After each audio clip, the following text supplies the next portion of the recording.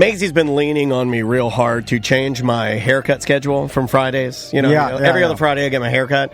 Well, now she's off dance on Fridays. And tonight I'm doing a date night with my daughter at the Current Seafood Counter. Oh, it's her favorite place. We are going there. Yeah, she's demanding that we go there again. I'm going to get I'm going to do the Tom. This is what I call the Tom. Okay. You invented this. You told me to get it, and damn, were you right. You get a blackened mahi sandwich with the lettuce, tomato, onion, little bit of tartar sauce, Old Bay fries, and an ice-cold margarita on the side. Yeah, well that... It almost brought tears to my eyes. It almost brought tears to my eyes. It's so good, and they got all the seafood you want, and it is first come, first serve. They do specials on Wednesdays, trivia with Curtis Earth on Mondays. It is my family's favorite restaurant because we're a seafood family, and it does not kill your wallet either. It is very reasonably priced for delicious seafood. Yeah. I mean, lobster rolls. Grouper sandwich. Yeah, the peel and eat shrimp. Conch fritters. Pasta. Seafood pastas. Clams. I mean, just really good seafood. Strips. Yeah, really good seafood. And also, they have custom cocktails. Yes. And really $7 good... margaritas. Yeah. $7 cocktails. They've got Northeast beers that you can only get from like the Maine area. A lot of the beers that are very popular where the seafood originated from. It's an awesome little spot. Also, it's counter service. Don't worry about what you look like. Don't dress up. Just go there and have a good time. Yeah. It's awesome. And there's a College Park location. Yep. That's the new location that we've been promoting for a while. That's the one I go to. And of course, there's a Sanford location in Henry's Depot. Yep. It's the Current Seafood Counter in College Park. Welcome to A Corporate Time with Tom and Dan. I'm Tom. I am Dan. Sitting on the big red couch is our very good friend, comedian Ross McCoy. I'm here. My voice isn't. Yeah, but it'll warm up. It'll warm up. The more you scream, the more it'll come back. We just got off the Tom and Dan cruise. For those of you that are listening to this, hopefully you can go back and hear we did a show on Friday live from the boat. Which is kind of fun. We got to upload it. Via cell phone. What a time to be alive, right? Where you can beam your MP3s via your cell phone to a radio station and have it go out. Pretty cool. But we were kind of inebriated when we did that recording, and then we got done with it. You're like, I'm going to go upload it. Yeah. And I remember thinking to myself, I'm like, did anybody curse on that? And I'm like, I think Cadillac Pat cursed. And I edited it. Yeah, no, I appreciate that. Yeah, because then I panic emailed Casey, and I'm like, hey, I think someone cursed. You may have to look. And then he's like, Daniel already caught it. I'm like, oh, all right. I was holding on by one Miller Lite. Literally, I remember editing the show, and I remember sitting in my room, and I was like, this week was at the 11-minute mark. And I go, and then I was like, I don't have the tone. I have this sound effect. It's a beep tone, right? It's an official beep tone that you can download or whatever. And I didn't have it on my computer. But again, what a time to be alive, where if you have a Macintosh device, I could just go and type from the boat. I just typed in tone drunkenly with one finger, and then it found all my files. And the internet has a beep tone? Yeah, no. It's in your I wouldn't have been able to download it from the boat. It was in my files. It was in my magic cloud. So I just hit a little button, boop, they just hand delivered it to me, and we were back in business, baby. Not bad. We were 2 hours into the cruise at that point. You guys should not have been that drunk. That was way too soon. I had a beer on the way over. I always get do there at noon. Yeah. I always have a beer on the way over. That's kind of my thing. Yeah. It's the thing I do. I had a Coors Light on the way over there, and then when we got there, somebody started just handing me drinks. So I probably, before we recorded, I'd say I probably had 9 to 12. Thanks to Tony and his insistent urging for everybody to early sign up. At one point, that boat was at 99% BDMs. We could have staged a coup and taken it over at one point in the check-in process. You're right. In the check-in process, at one point, we were, you're right. Tony had us all checking in at the earliest possible. But it was basically that late. Let's go early. 11 a.m. in that terminal was basically a BDM meetup. It was crazy. I got to give Tony an award. This is the first time that Tony ever partied with me on a cruise, and that guy goes rum crazy. He's in his bathrobe jumping around. Did you guys see him in the bathrobe only phase? That was wild. I have so much more respect for. I've always respected him and loved him, but I mean, it was kind of like having single Crazy Tony on there. You're like, goddamn. Well, Deb wasn't with him. Yeah, so that's how he was a little party heavy. Yeah, you know Deb's what? not there. The Hawaiian Vampire will play. I thought it was actually kind of like a sick move until the next day at breakfast. I saw at the buffet there's a specific no bathrobes only like sign. Oh, really? I swear to God, I wish I didn't carry my phone on this, or I would have a picture to show you. But they have, like, it's happened before because there's a specific placard that is like Tony in a bathrobe with a line across it. It's just it's a picture of an old man with his hair slicked back holding a rum and coke or an old fashioned. Yeah, he did such a good job. Everything was so organized, but he always does. Yeah. He knows how to cruise. Yeah, he knows how to do it. He did a great job. He did a great job. Thank you, Tony. You did an amazing job, buddy. So a couple things that, and we've got some stories to tell on the BDM show. That's after lunch. I have some I can BDMs only tell. I have stories I can only tell on the BDM show. And to save, we want to tell it to BDMs only. This is a little too public for some of these things. Yeah.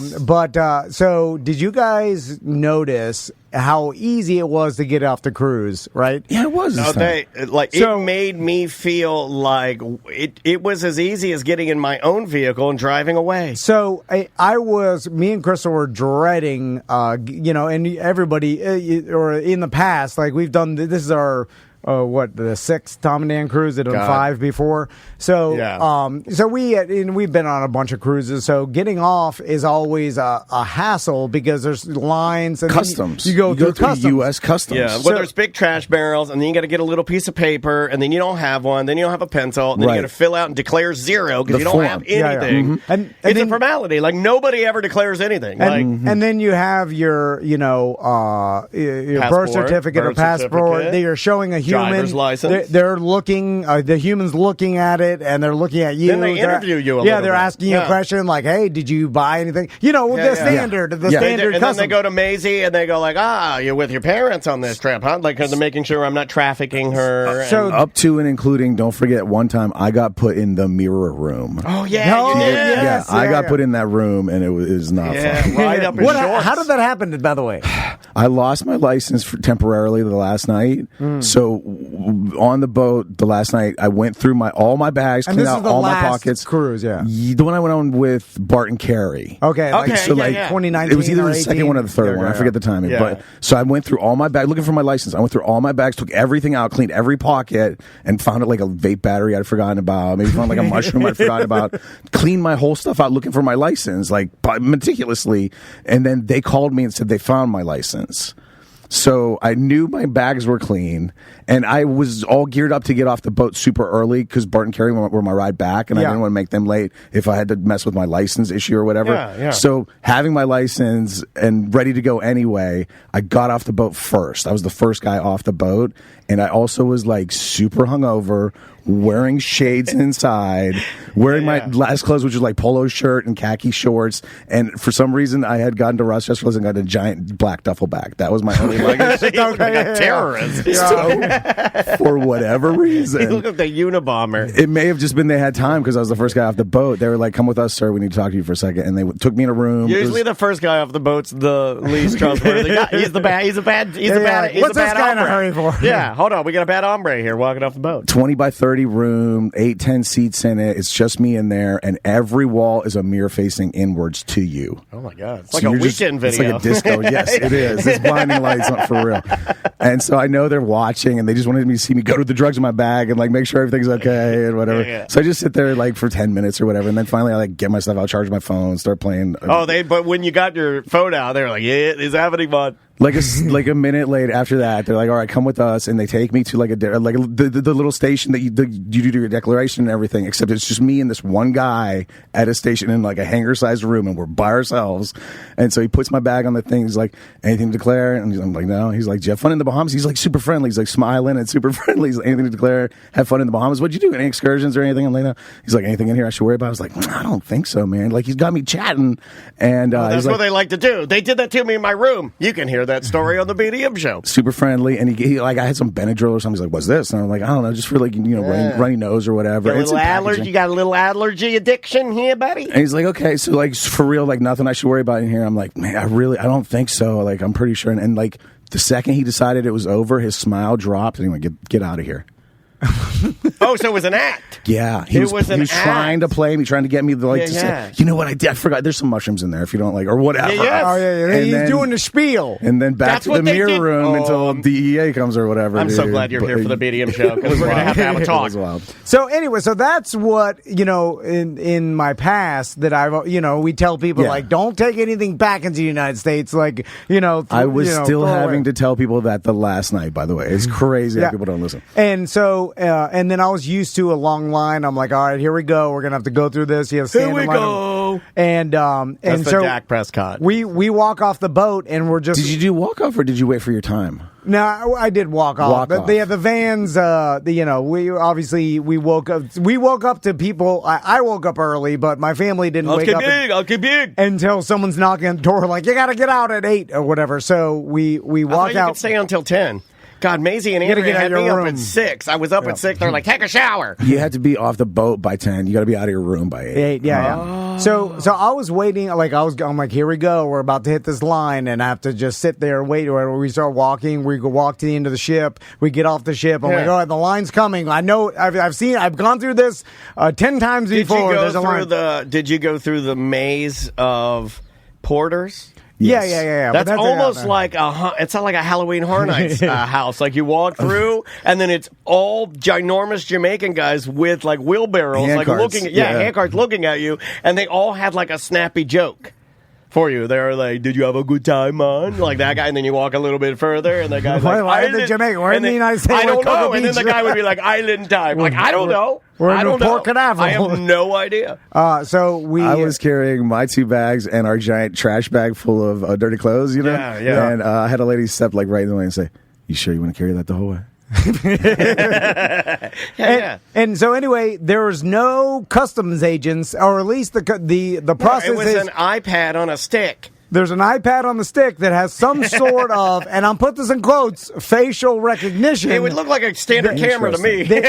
You walk up. Did you go through this? We had the standard guy looking at your license and your birth certificate, but this time there was no insistence on the form at all. Nobody cared about the form. I wonder if this is a passport only thing. You were birth certificate or passport? Yeah, birth certificate. You got something different. Andrea told me this. Birth certificate people got a whole different thing. You and I, if we had a passport, you walk up to an iPad, and the iPad just flashes green, and they're like, get out of here. Oh. So I guess... I don't think it did nothing. There's some sort of passport facial recognition. By the way, you should see my fat port. You can see my fat bastard. My passport is when I was the fattest I was with a beard. A fat port. It doesn't... You just goofed on your It's just stamped with different foods. You just see it's my Epcot food and wine. It's a food and wine passport. Do you remember me in the documentary when I was fat and had that beard? Yes. Like that's when I took my passport picture. You like that. So anyway, you not to body shame, but people loved you like you that. walk out and it takes a picture of facial recognition, and then you just keep walking, and then that's it. Yeah. And then I was like, wow. I'm glad that they utilize some sort of technology, but also I was like, there's no way these things are working, because I didn't see any one of them stop working and be like, nobody flagged anybody. Like I'm pretty sure that if they have told all the employees there, like if something goes wrong, just beep them through. It's kind of like the old when they used to take your temperature for COVID at the restaurant. Like they're not, if it's all right, you're good. All right, take your hat off. Go outside and fan your forehead for 20 minutes. It's just like they're just going through the motions because hold on. I don't there's too many people. It's too fast. Like it took my picture and then it was like it took my picture and then in 3 milliseconds it flagged me green. How does that work? Well, I bet because wait. So you went to Interpol and you ran my I'm not. It's just in the passport system. Yeah, because you have a passport, you're in the federal database. Like the Poros with me and all with the birth certificates. We just had the human version of that. Some guy looked at our license, looked at our birth certificate, make sure the names matched, make sure the picture looked like me. That was it. Yeah. Right. No form or anything this time, which was like I think that's what sped up the process. Maisie got it too. Like she walked up to the iPad. They're like. like took a picture, and then you were supposed to get off the boat. You could get off at 8. I was in the car at 8:07. Oh yeah, I'm in the car at 8:07 and home by 9. Yeah. Oh, this is the best part of living in Florida. Crazy, dude. Crazy fast. So that told me, I'm like, they must have, the cruise line companies must have done a handshake with the government. Like, listen, we need to get 6,000 people off this ship and another 6,000 on in a span of 6 hours. Like, we cannot have any customs agents. It's all green lights from here on out. Pulling the sketchiest looking guy and searching his bag. Like, none of that. Quit doing that. We don't have time for that. You can't pull the guy with the long socks and the duffel bag out. You have to leave him alone. Who cares? This is about business. We're paying a bunch of taxes here. Just let us get these damn fatzos out of here. There has to be that, right? It was a corral of fatzos, and they were like, get them out, get them out. Scan their fat ports and get them out of here. Who cares if they have some dirt weed from the Bahamas? There's weed at a store right down the street that's awesome. You can go buy. I literally walked out, and then, passport, right? Andrea said, get your passport out. We didn't need her passport out. I've been fumbling in her backpack. They just needed the iPad. I walk up to the iPad. Meanwhile, I've got my vape in my pocket. It just takes my picture. I walk right out. No one cares about that. I walked on with my marijuana. I walked off with my marijuana. I'm telling you, I did that. It was fine. They didn't do anything. We don't recommend that. You could go to jail. I guess you could, but I did. I went on with it. I walked off. In fact, the iPad took my picture. My family started walking to the car. I turned and did a toot as I walked to the car. And good to go. No problem. So I will say this. So I found out on I was talking to Tony about MSC, the cruise line, and where it came from, and apparently the MSC Do you know shipping what it company. For? MSC? No, it's short. They dropped the tail end of it. It was MSCD's nuts, but they. I knew you didn't know for real. You were going to do a 90s weed joke because you are addicted to marijuana. No, it's these nuts. I was doing these nuts. So I found out that MSC is that gigantic global shipping company that owns a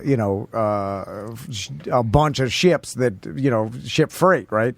And so the person that owns it is a billionaire 100 times over, and I guess his wife wanted to start a cruise company. Yeah. And then so they started buying cruise ships. It's like Jerry Jones' wife wanting the Dallas Cowboy cheerleaders. We need something for the girls. Let's do a cruise line. And so this plays into my theory that I got for the ladies. So Tony was telling me and then now they're the third biggest cruise company, but they just kind of broke into the United States 6 years ago, and they're trying to do all these promotions and to get the Americans. Yeah, they're throwing money at it, dude. They're throwing money at it. And I noticed on this particular cruise, which was different than all the other cruises, and Ross, I don't know if you noticed this, but they were loose with giving out drinks and even caring if you had your drink card or whatever. Because there's they were handing me beers. Yeah, and then they'd wave my card off. Yeah. 2 times I forgot my card in the damn room because I have the lights or whatever.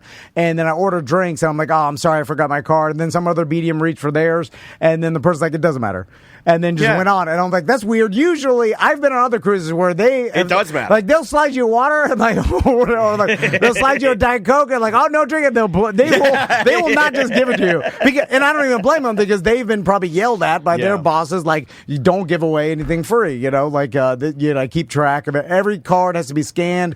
They're taking accounting or whatever, and this seemed pretty loose.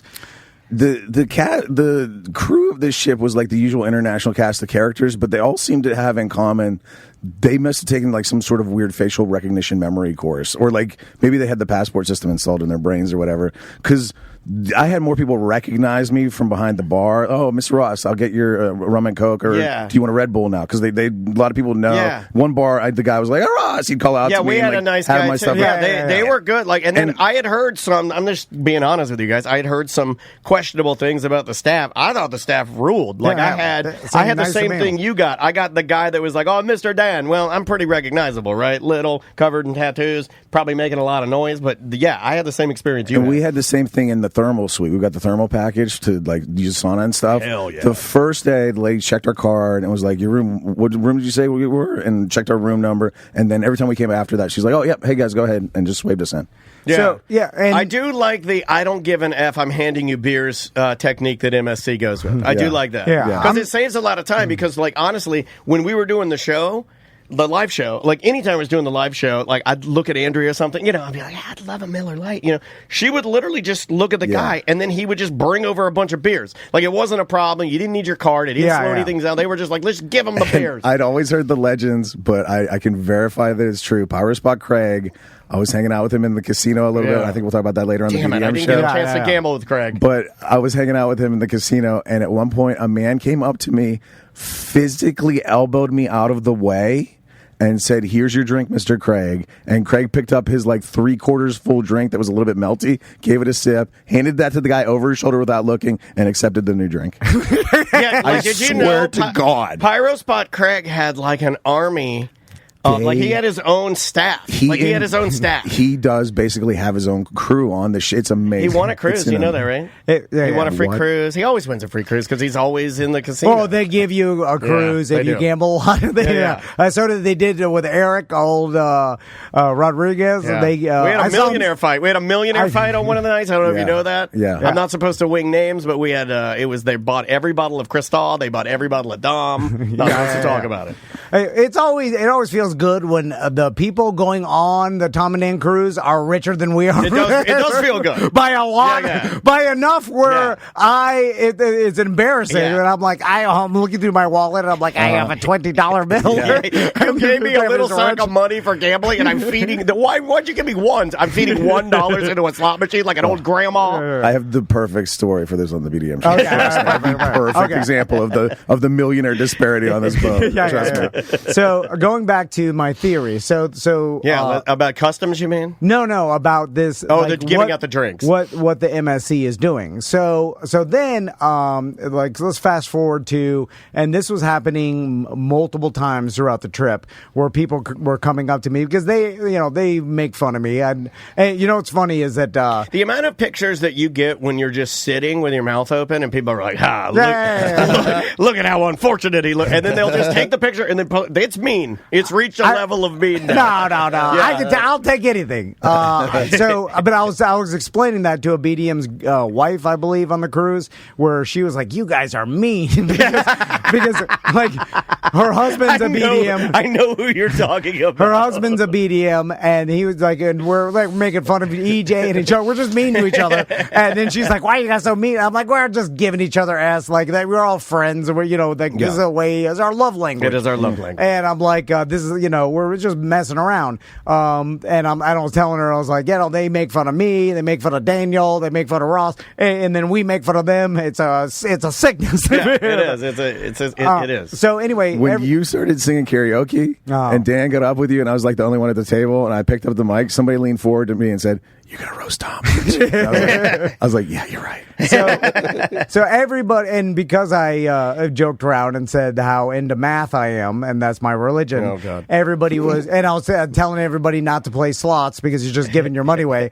Everybody felt compelled to bring up their winning slot slips about how much money they won on a slot machine. There are a lot of them. And then I at the beginning of the trip, I was like, it's an anomaly. I'm like, just take it and leave because you'll never win it. They're just going to give it back. Like, this is how this company makes money. They don't build these cruise ships, giving away money. They go through my whole spiel. Give them the spiel. Give them the rant. And I'm like, it's negative expected value bet. These are horrible bets. But people kept bringing it. And then Eric Rodriguez in front of me was making me push the button. That's a real bowling. Where you're like, press the button, you pig. Yeah.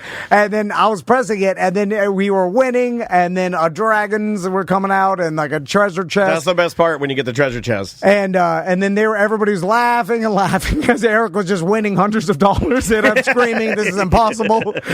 So then my buddy that we call Pudge. He's a fan favorite. People love Pudge. He was on the boat. Pudge, Turkey Leg, Porno Joe Pudge were brought on the the boat. family. And Mrs. P and Little Pudge are on the boat as well. So Crystal at one point... You never call a woman Mrs. Pudge, by the way. That's why I went Mrs. P. Mm-hmm. You see what I did there? You taught me that. It's respectful. You taught me that. Crystal runs over and she's like, "Did you hear how much Danny won on a slot machine?" I'm like, "What?" And she's like, "He hit it for 6,500." And I'm like, that's it. "What?" And I'm like, "No, you're reading it. You know, it must have been 6,500 points, and maybe he won like 650." You cash it in, you get a hula hoop. I'm like, "You must be reading it wrong." And like, no way, 6,500. And then, sure enough, he won $6,500 on his number. So then so later on when I see my friends, I go in there, I start screaming how this is impossible and whatever. And I told them, whatever you do, I'm like, whatever you do, you can never stop gambling right now. You're done. Take the 6,500, put it in your safe, and then walk up. You will feel, because if you start getting drunk and start giving your money back, I've seen it happen. It'll suck your wallet away. Yeah, I did that. I've seen listeners win, like go up $3,000, and the end of the trip they're down 1,500, and I'm like, why didn't you just quit while you're ahead? The most I've ever gone up on a Tom and Dan cruise was $1,000. You'll remember this, and I lost every blanking penny. I'm like, this is every how penny. This is how the casinos are in business. Every game in this casino they have the advantage. You understand? Like, this is the math of a casino. There is no game at the casino where you have an advantage at all. And you keep explaining this to people who are winning. Right? That's the moral. You know how hard it is to say that to a man holding a bunch of money in his hands, and you're telling him how much?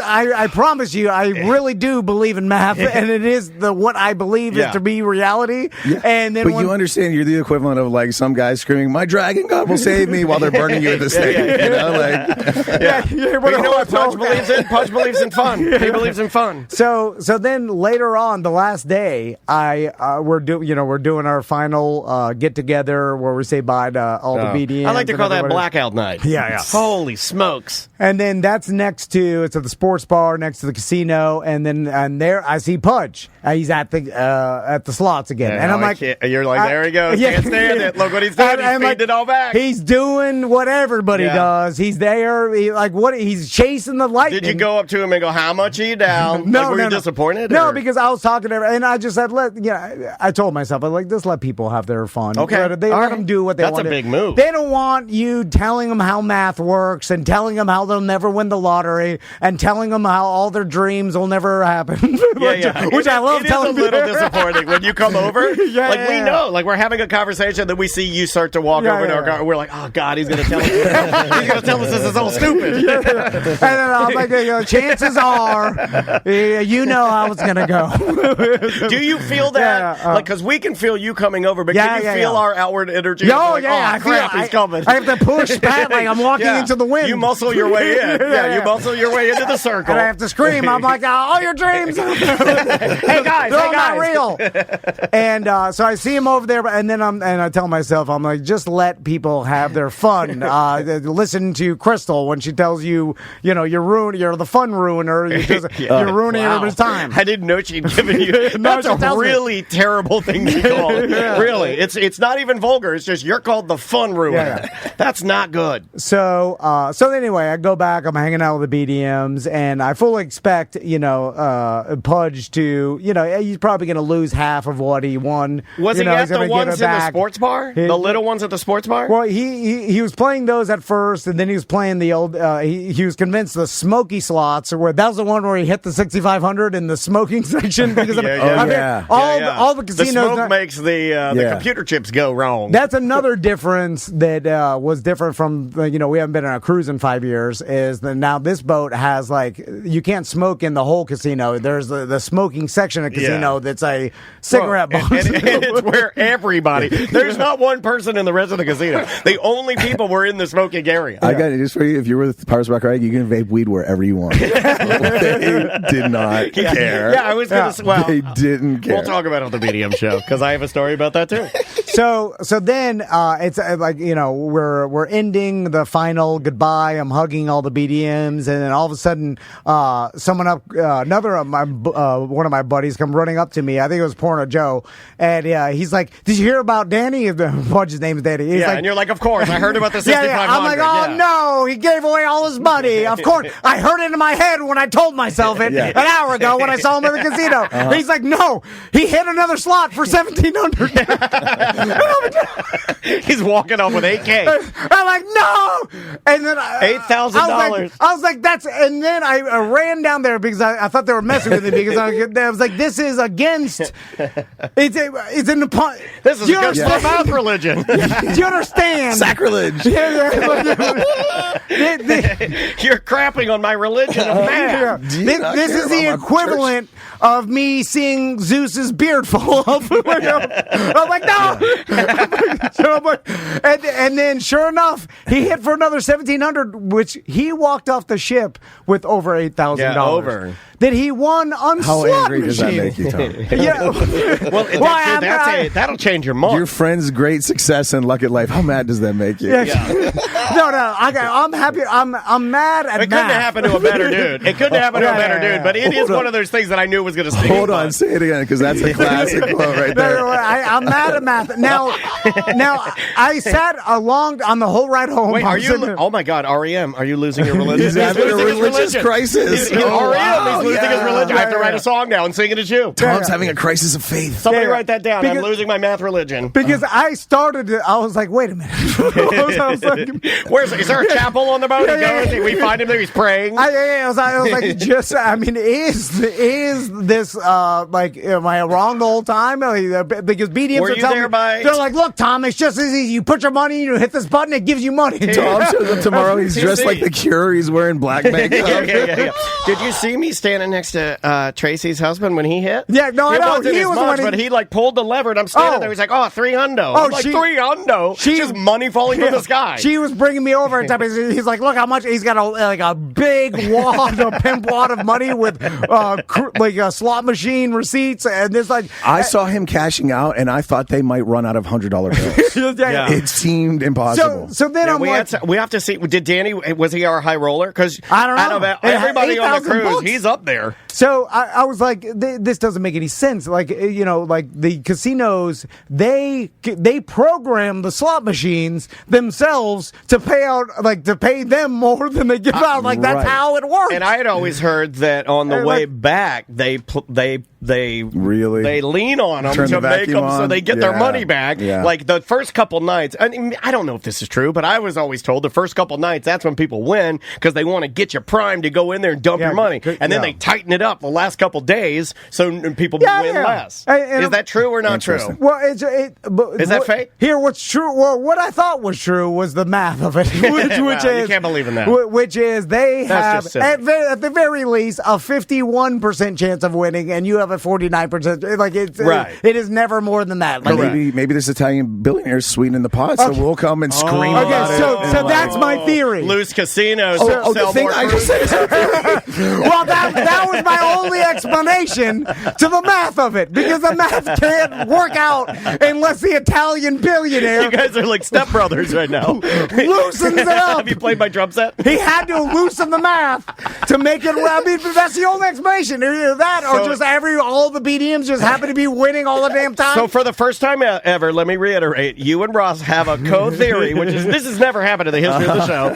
So you have a co-hypothesis, and your hypothesis is that this Italian billionaire is running loose casinos to sell more cruises. Yeah, not a bad idea. As marketing, it's not a bad idea because he can budget it. So then people you can budget it. Free drink or loose drinks, loose casino. And you only have to do it until you get them rolling, and then you're good. Then the rumor, the legend is spread. And then you just tighten it up slowly, incrementally. You just tighten it back up. And then he tells us, he's like, and then fat radio guys will come on the cruise, and they'll tell all their friends. And then we have loose slots on the boat. And then the word will spread, and then we'll tighten them up as we become bigger. But at the beginning, we'll just dump some money into the loose slots. I didn't win nothing. Neither did I. But I will say that I've never seen more listeners winning happening. And you know what? I am happy for you. But I was also angry because I was drunk. And when I'm drunk, I get angry. I lost $100 in 3 minutes. No, I don't. I did about the same with $200 because I was really drunk and I got on some heavy slot. I wanted to do the Danny. I do like slots.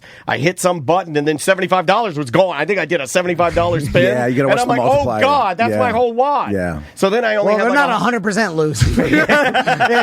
I think they loosened them down 5% maybe. They're not loosening them that much. I had the wrong one because, just like Ross said, in about 2 minutes, my allotment was gone, and I was like, well, bye, casino. I'm done. I made the best mathematical bet on the entire cruise when I bet that BD and Bills fan $100 even money on the Dolphins-Bills game for Thursday night. Old third quarter crinkle fingers. It wasn't even him. The math of it, even money when it was like minus 130, he gave me even money. I'm like, I got a 30 cents of value on every dollar. Like that is the best bet on this entire cruise ship. Of course. So math failed you every step of the way. Yes, Is that what you're saying, Tom? This is the thing that I've been telling you for years. Like, whose name is on the fantasy football trophy? Is it Math Man or is it random? In fact, the year that I think I won, I think I auto drafted. I was like, or EJ picked for me because I remember I forgot about it. Play Losing My Religion by the Cranberries or whatever. I don't know, whatever that is. It's by R.E.M. I'll make you a song. I'll make you a song. Anyway, I'm sorry, buddy. So, yeah, then I watched the Dolphins game, watched Tua get knocked out by Damar Hamlin, which I screamed on the show would never play in the NFL again. The math gods are out to get. They are getting you, dude. Yeah, they are clowning me. I was getting so many Damar Hamlin messages about people saying that, like, you said he'd never play again, but look, he killed Tua. That I had to turn my phone off. I had to turn the Wi-Fi off during the game. Really, Tua just straight up, as fast as he could run, headbutted. He did. Straight into Hamlin's, strong ass thighs. I don't know why he did that. Baker Mayfield can slide well. He knows what to do. You know how checked out of sports I am? When you started talking about that on the boat podcast, I was like, why is he bringing up the Hawk Tua girl? No. She has a new podcast now. Called Talk to Her. So, and then, also, I found it pretty funny that, that private island that MSC bought, which is, beautiful, by the way. Yeah, it's like, very nice. It looks like exactly what you think a cartoon private Caribbean island would Finally, look like. I was impressed with a private island. Like, I've never been impressed with any private island. I like that one because the water was awesome. But, it used to be like some sort of industrial site, like, they were like mining salt or whatever. Oh, I thought you meant like nuclear waste. No. It was just like, it was essentially like a Probably mine. Guano. Most of those islands, it was like guano they were after. Guano? Yeah. Like bat doo-doo? And bird, seabird, yeah. So, but it was just like filled rusty bulldozers and things, and then they bought it and cleaned it and turned it into. Did you not get the full Tony story? Yeah. Okay, you're just distilling it. Okay. Yeah, So do you know it? Yeah. So the island was so messed up. Like usually they won't sell an island, the Bahamas. They'll lease it, like other Royal Caribbean or whoever. They got like a 99-year lease on their island. All right. But this one was so messed up. The Bahamas was like, yeah, you can buy it, to this Italian billionaire guy, and he was like, yeah, okay, bought it, threw a bunch of money into it, and made it that like tiny little piece of paradise that we saw. Yeah, it turned into like a marine reserve or whatever. But then I had a theory about that too. I think the whole marine reserve thing is a BS. Well, I was explaining. So there's a marketing. I mean, sort of like a little slice of maybe you rubbing off on me. I was explaining to Andrea and Maisie how they just say that so they can get away with whatever they want to do. Because if you say, "Hey, we're protecting this island, and we have a little conservation unit," and then you just employ some teens to stand there and hand out pamphlets, and then you put some stupid picture of like how much waste you cleaned up. You know, like you do like, this is how much waste we cleaned. It's as big as the moon. You know, you show that, and then you're like, "Oh, we're so good," and then you don't have to do nothing. You can still go back to dumping waste. You just need to have it there. Yeah. There's a certain marketing. There was like hundreds of people in the water, like any normal beach, and we saw of course the jellyfish, and we saw like a ray. Oh yeah, we just saw stingray, and I don't know fish, but somebody said it was jackfish. The school of jackfish just kept swimming by, and like just swimming in and out of people. It was super neat. Robots, robots. Yeah, my sons. There was a no drone sign. Yeah, they did have jackfish in the water. Yeah, they were feeding them and whatnot. We saw a ray, like a nice little like brown ray, and it was just like scooting around everybody. Ray Parker Jr. He's a brown ray. He ain't afraid of no ghost. Also, he might be a ghost now. I don't know. Is he alive? As we were, sitting in the water, getting hammered, just getting our tea stung off by jellyfish. Oh, my wife was literally melting her skin off her back. Oh, my God. She has the worst sunburn I've ever seen. You might actually be sitting on it right now. I can't tell. I saw they were renting and I love these, by the way. They were made popular, I believe, in the 80s because I remember them as a kid. Yeah, the balloony tire 3-wheeled aqua bikes. Yeah, I used to see hot girls peddling those. Right? yeah. There's one in the background of the group picture Tony took. Yes, there was like a guy on it. There was like trying to moon us or pull his weenie out. Yeah, I thought it was awesome. But besides from comedy, who is renting those for quote-unquote fun? I've heard they're terrible. I've never rented one before, but I heard they're the absolute hardest thing to pedal in the world. Well, not even is it exercise and extremely slow, but you're just roasting in the sun, and I'm like, what is fun about it to these people? It's the look. It's purely the look. You just want to get your photo on it, like, hey, I'm standing on an aqua bike. But they were aqua biking out there far, like 100 yards. I think we had a manic episode on the... did you see the guy having a manic episode on the paddleboard? Like, no. He went away from the group and he went straight for the horizon. He was just like paddling to die. You didn't see that guy? No. They had to go get him on the jet skis. The jet skis went over, told him, like, get in your group. He was just paddling straight for the horizon like a Labrador that wanted to die at the beach. I was talking to the bud doc in the water. Oh, yeah, Dr. Shinlate. You need to carefully cultivate this guy because you could have a new crazy millionaire. We were in the water drinking and he saw that bike thing and he's like, we should go rent 2 of those and have people race them. I started thinking about all these different things, but then I was like, it's too hot to be paddling that giant 3-wheel bike. But the water was perfect. We did have some jellyfish. Yeah, and then people I did got some funny stories about what happened with the jellyfish. Yeah, we'll talk about that. It's got worse and worse as well, it was amateur hour for a second. There were there was a Spanish real man that I'll tell you about on the BDM show and what he was doing to the jellyfish. Oh yeah. And then his method was strange. I will say that the employees they should have cruise employees teach American kids how about customer service and about how not to outwardly show everybody you hate your life. Oh, they keep it inside. They keep it all inside. They have one of the toughest jobs I've ever seen. I'm watching some of these people, and I'm like, man, no self-awareness. They are hustling the entire time, like nonstop, working their ass off. But some of the patrons are horrible. They're horrible. The drunkest. Horrible. I mean, it's like our group is cool. Yeah, have me another drink there, Wing Wong. Yeah, oh my God. And dude, the gluttonous behavior like on a cruise, you're just shoveling hot dogs down and just the booze. And then the entire time, you are hustling. And I'm like, man, these people are have a pretty good, they have a smile on their face and pretty upbeat for how much hard this job is. The entire time, nonstop, 6-hour grind. I had a man from Indonesia thank me effusively for a $1 bill that rammed Dave Z tore in half. Then you're like, what is going on? The Ram Dave Z ripping money wasn't. It didn't land the same way on the boat as it does in here. Like in here, it's funny. On the boat, it had a whole different vibe, right? And it's funny because there were some people that I didn't even see.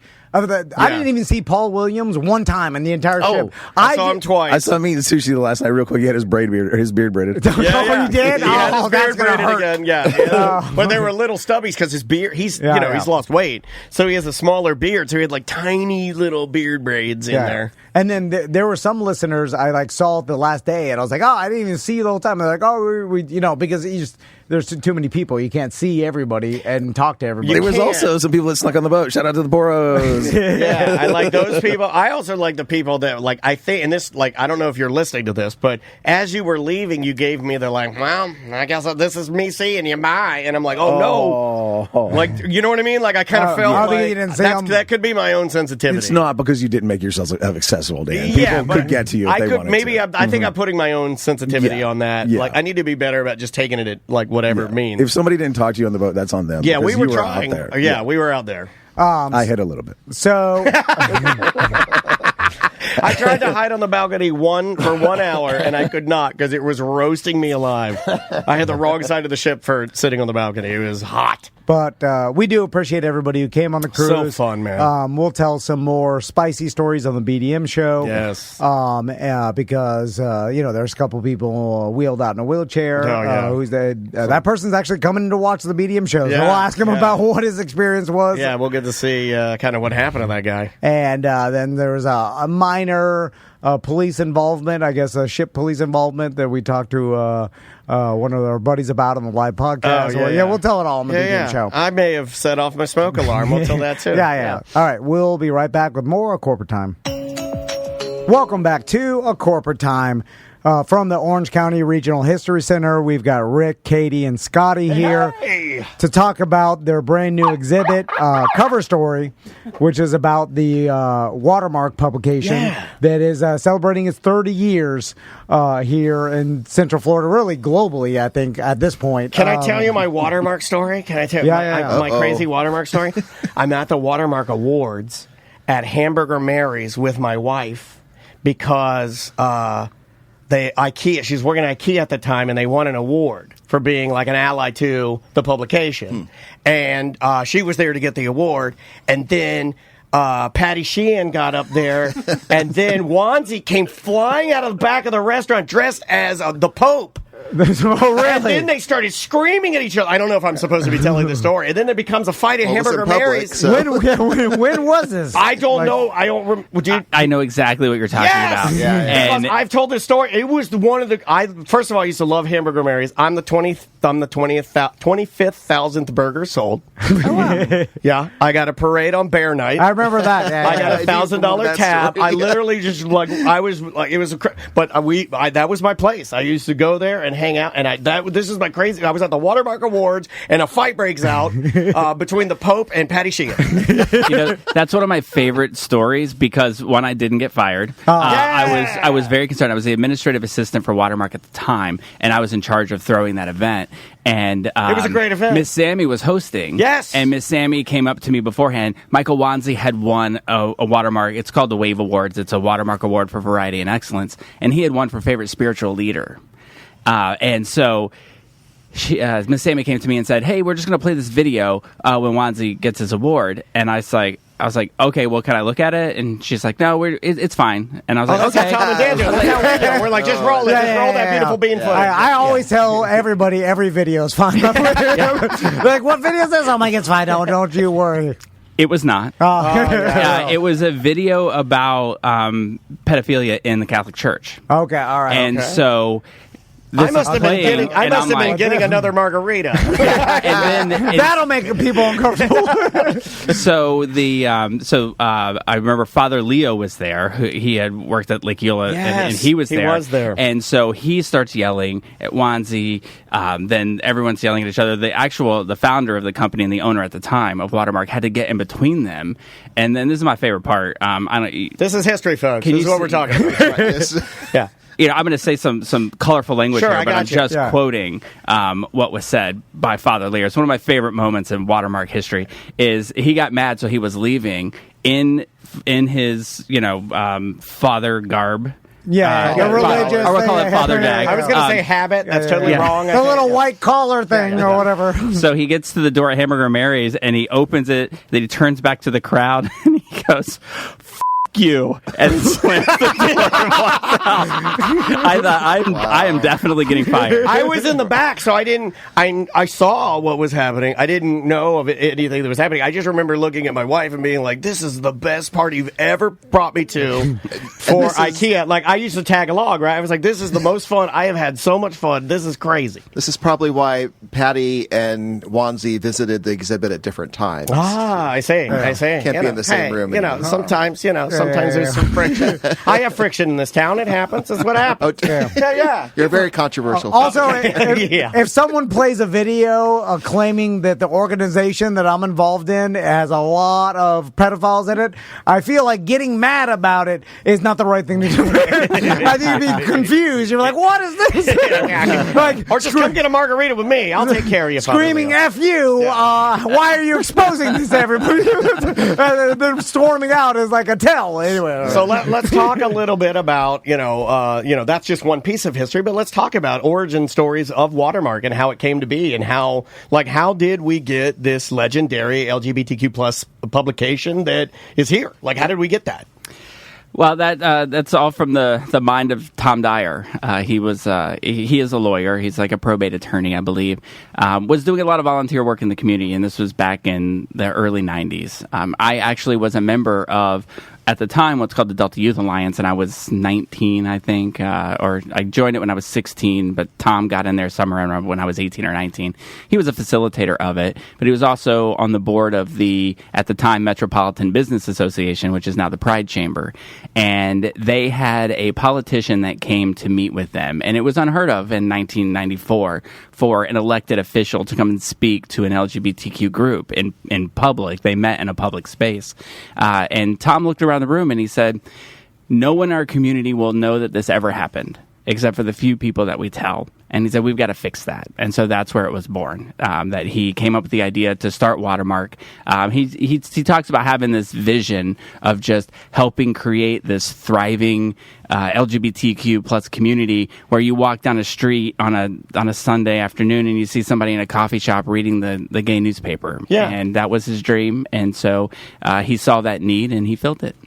Well, I mean, he did it, at least from my 5'2" Orlando straight perspective. I know there's a lot of people demanding that out there. I would say that you did it because you see it. Like before I even knew that Scotty and the History Center, we weren't going to talk about this. Like when I got the email, I was like, oh, I know exactly. It's so well done because I know, like, I'm, Absolutely. Just Joe Normal and I'm Dan. But I was like, this is completely something I've known about for a very long, not only known about it, but I participated, right? Yeah, so it's a thing to me. Yeah. By the way, you know how mad I am that someone's celebrating a 30-year anniversary and they started it in the mid-90s?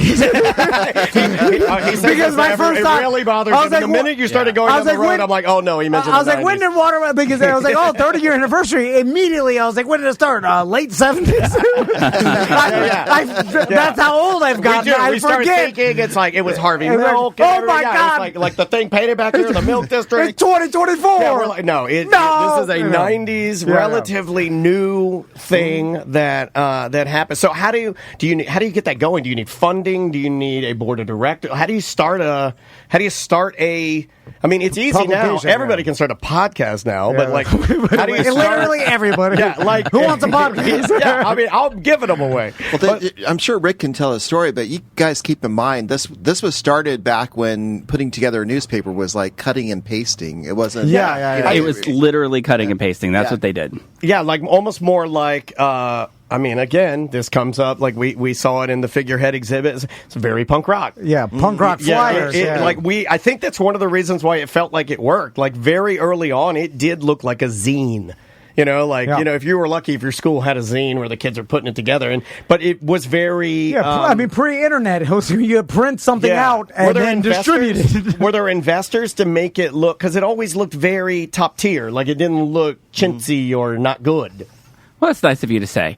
We interviewed somebody. Well, I'm a man of years quality. Later. I like it. We were interviewing somebody for a graphic design position, some years into the publication starting, and he was like, "Oh, I know why you're hiring somebody. I've seen your publication."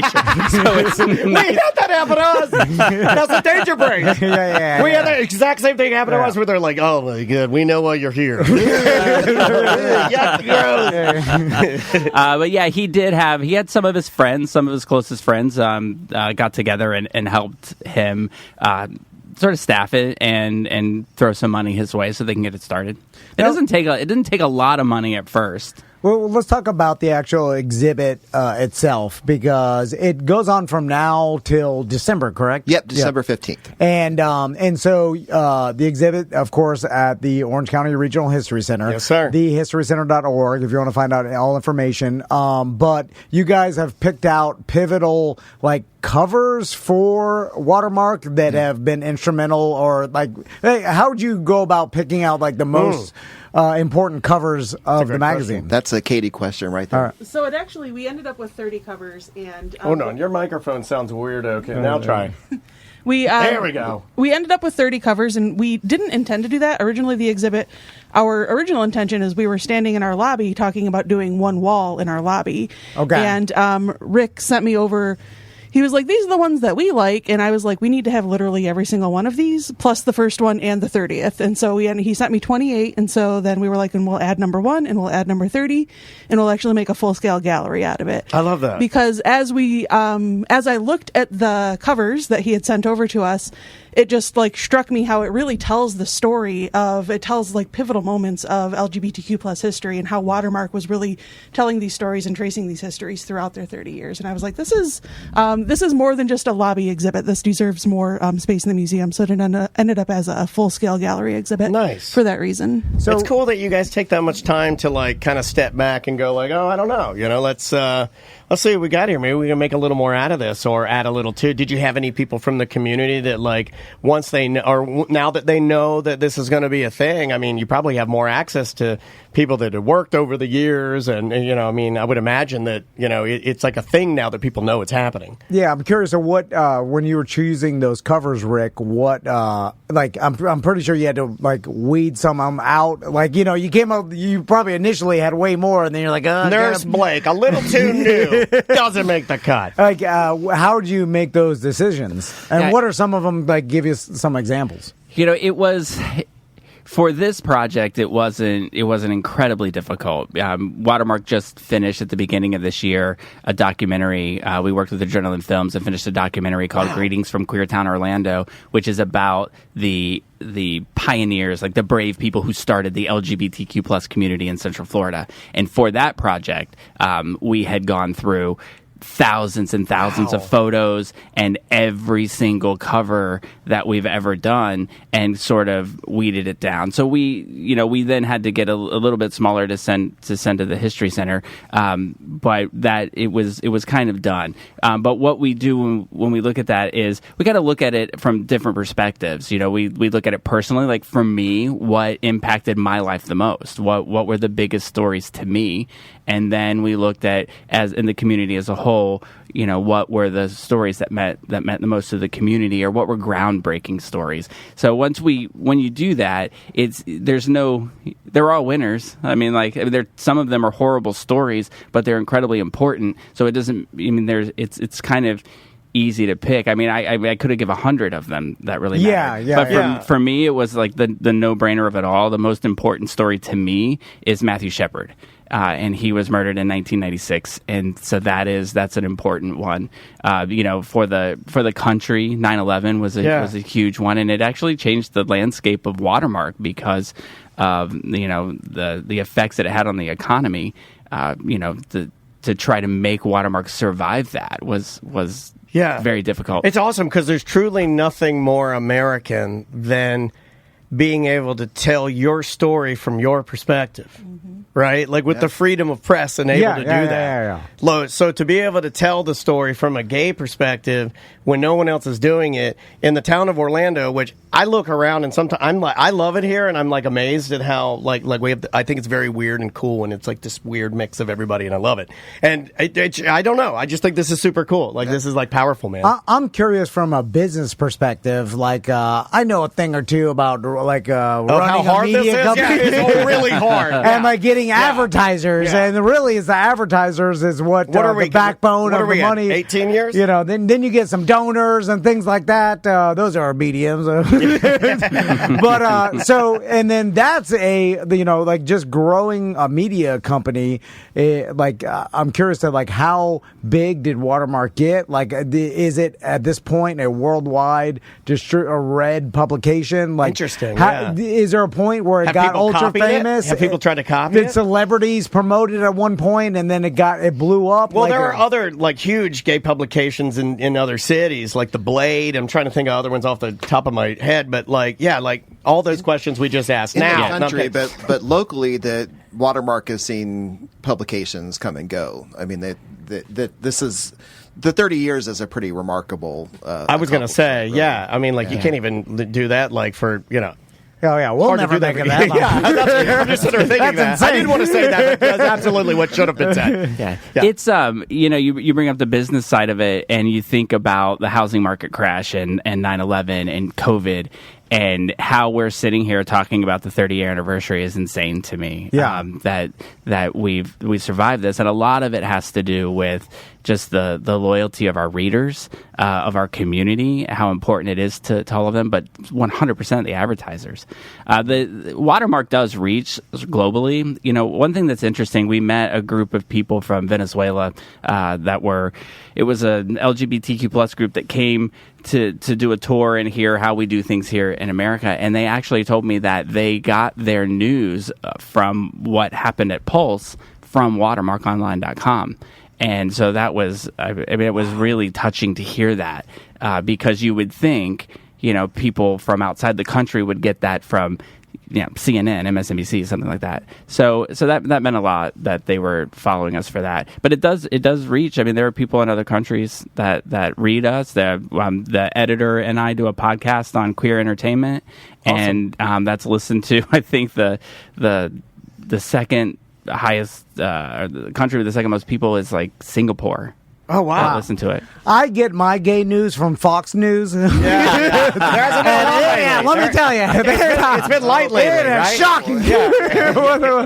I'm curious. A couple things just real quick for the chat room, because I want to hit these points. These are really cool. DJ Axis says, hello to Scotty. Met you and Brenda at the poker tournament. Dua Peep says, I always think of Billy Maines when I think of Watermark. Yeah. Robert says, as a gay man, I want to thank them and salute them for all the hard work that they've done for this community. Very cool. So very cool. Was there any time that Watermark almost closed its doors, or was there? We've had that. Was there any time where there was a question of moving forward in the history? Well, from my experience, and I've been there, I'll be there 23 years in February. So, that's awesome. So I can say that after the housing market crash, we sort of, my job, I was the business manager, and my job was to come up with all the plans. How are we going to survive? And then, I'd go over them with Tom, and he'd pick the one that he wanted to run with. And so I don't think shutting the doors was ever on that list, but it was how bare minimum can we go? And we did lose half the staff after the housing market crash. Wow. But within a year, we had hired them all back. Now, there was a time where I was very concerned, and that was during COVID. Yeah, right. Yeah. And I had to we went down to a bare bones staff. I called everybody on a Friday and said, basically we're keeping one person from each department, so there's going to be 4 people, and the rest have to go. And then I woke up the next day and I got the email from the bank that we got the PPP loan. So I called everybody Monday morning and said, "You got your job back." That's awesome. God, why didn't we do that? Which was great. We could have taken the government for so much money. It was for companies like Watermark. I know, but I'm just saying we could have taken it. I have a bunch of friends that have companies that they took it. Yeah. And they didn't need it. I look at them at family gathering. I'm like, you didn't need that. No, I don't know any of those people. Rick, Scotty knows that I'm stupid. In there. He knows. But I love you. I love you too. Is there any particular stories that stick out in your mind as a super important story that people still bring up? Sometimes things stick in people's minds, all right, just to equate it to our company, there's things that have happened on the show that people still bring up. The Barbershop Quartet. After 10 year, decade, or hey, remember when this happened? I'm sure you get that a lot. Is there anything that stick out in your head that Watermark put out that still resonate in people's minds? The thing that actually jumps into my mind is that probably about 10 to 12 years ago, we did a story on a gay adult film star that was murdered. Okay. And it shows up in our top 10 stories of online stories read every year. Oh, no, really? For the last 12 years. It's been it's been a huge story that people read every year. Interesting. But on a more serious note, I think that we hear most about and this is really important to say too, is that we hear more about what's not being covered. Yeah. And that's super important, especially for us and what we do. And I'll just say that I just think that there's no amount of coverage of the trans community that will ever be enough until people are not being murdered. for being who they are. Right. It's just insane the levels at which especially trans women of color are murdered in this country. And it's just like, I mean, it's like school shootings. People hear about it and they go, oh, another one. That's sad. But something should definitely be done about it. We try very hard. In the process of making this documentary, I did an interview with Nicole Parker, who now works at the center, and she said something about these trans murders. And she said, if it was anyone other than trans women of color, people would be in the streets. And so that really resonated with me. And so we then decided at Watermark that we would do a series where we just told the stories of everyday trans people. So we did a series, like it was a year-long thing, and every issue we talked about, someone who was just in the community, not an activist, but just someone, who bagged your groceries or was your bank teller, who just happened to be trans, and talked about a human being who had a favorite food and a favorite movie and a favorite. Because I hate it when people even do that too, when they're just talking about like just humans. You'll use the term, and we all do it. You'll be like normal. It's like no, just say human, because no one's normal. I'm not. I mean, Scotty knows. He's just staring at me like this unnormal person and screaming the whole time. But yeah, it's like, that's cool. It was one of my favorite things that we've done. Yeah, that's really, really awesome. And as far as the actual covers of each Watermark, I'm sure throughout the years, have they all been particular? Who's the most famous? Oh yeah. Is there any particular cover that is the most popular, the most iconic? Like, to me, all I got is Playboy, and it was the Barbie twins. And I was like, ooh la la. I was like, come on, man. Yeah. I don't know. We had a good deal of celebrities on our cover. Some of them many, many times. I think we used to have a staff writer that loved Cyndi Lauper, and I think we got her 5 or 6 times. Right. Quite a bit, yeah. It depends on who's in the department at the time. Yeah. We have a relationship with a lot of other newspapers like The Blade and Philadelphia Gay News out of Philadelphia, and we're part of this National LGBTQ Media Association, and they landed an interview with Pete Buttigieg that we ended up getting to run and had on our cover, and I think that was pretty special for people. Yeah, I'm glad you answered. I was wondering that too. If these bigger LGBTQ plus publications, if you network almost like traditional, media does, straight media, like Fox News does it with all their affiliates, why couldn't you guys have your affiliates all over the world, right? Yeah, well, we're definitely in this group, and this group is made up of 13 legacy papers around the country. That's dope. And I think we may be the youngest of the group at 30 years. So, older city papers like Chicago, LA, New York, and and like DC. Mark Siegel, who's the owner and publisher of the Philadelphia Gay News, he's a Stonewall original. He was there. He marched at Stonewall. That's crazy. So. Yeah, he's got a lot of great advice. That is, man. This is truly historical. Very cool. I'm curious to what year you guys decided to go heavy into internet. Being like a starting off a paper publication, we've seen some other newspapers and paper. Yeah, we're talking about you, Scott Maxwell. Traditional, you go down to magazines that building, and there's stuff. nothing. Everybody works from home. The building's falling down. And some jumped to the internet early and then had tremendous success. Some were hesitant and then started too late. So what was Watermark's journey with that? We were dragged into into progress. I think it was 2005 when we hired our first online editor, and she was the only person with that title that we ever had. And she's not with us anymore, and that position doesn't exist. But she did help get us set up. I mean, when I first started as the administrative assistant in 2002, I was copy and pasting code without any understanding whatsoever. I love that. I love that. From a Word document to some place somebody told me to, and then boom, it would all show up. And you miss one character, and the whole website's and gone. Break it. And you got to go back and do it. So, God, that was 2002 to 2005 or 6. We hired Jamie, and then. And then it's sort of been technology has been tough for us to stay up with it. I mean, it's not cheap. It's expensive. Yeah, it's real expensive. I mean, we have to do it here, and it's like you'll buy something, and 3 years later, it's obsolete. Right? Yeah. But 100%. Or these finally, cameras are so old. You have the only good camera we own, and we can't afford the other ones. They're too expensive. What the heck? we finally get Sorry, Scotty. we finally get a TikTok account, and now people are telling me that that's going to go away, and I'm like, no, we just got it. You'll be fine. You'll be fine. Yeah. But I gotta imagine that your readers and your audience is so engaged that it's super powerful. You know, like as a media company, like that's what you want is an engaged audience, engaged readers, and you guys have it, and that's probably what that why Watermark will be.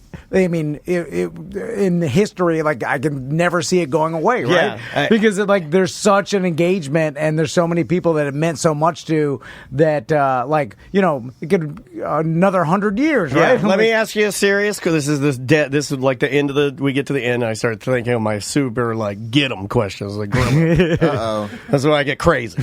I started thinking about this. What do you guys think about? Do you already do a Watermark Awards, right?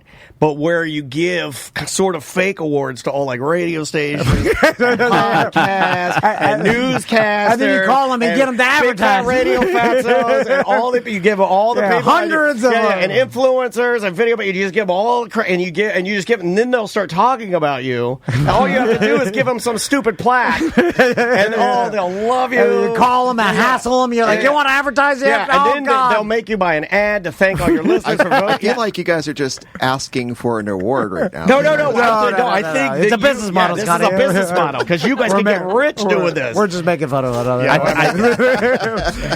I thought we just invented the Watermark Media Award. You should see, it's lucrative. Yeah, it is very lucrative. Then you have a party at Will's. He's not happy about it because he's giving away all the booze. I'm already thinking about what I can wear. This is great. Well, again, Scotty, tell us about how people can see the exhibit. Yeah, again, how long it's lasting and everything else. Sure. And Katie, if you want to jump in here, the Watermark cover story celebrating Watermark's 30th year. Is that right? Cover story celebrating Watermark's 30 years. What is it? Hold on. I'm going to zoom out. Right here. Hold on. Hold on. I'm zooming out, and we're going to do a take two. Here we go. In 3, 2, 1. Okay, we're going to do it again. I need you to focus, Scotty. Okay, and here we go. In 3, 2, 1.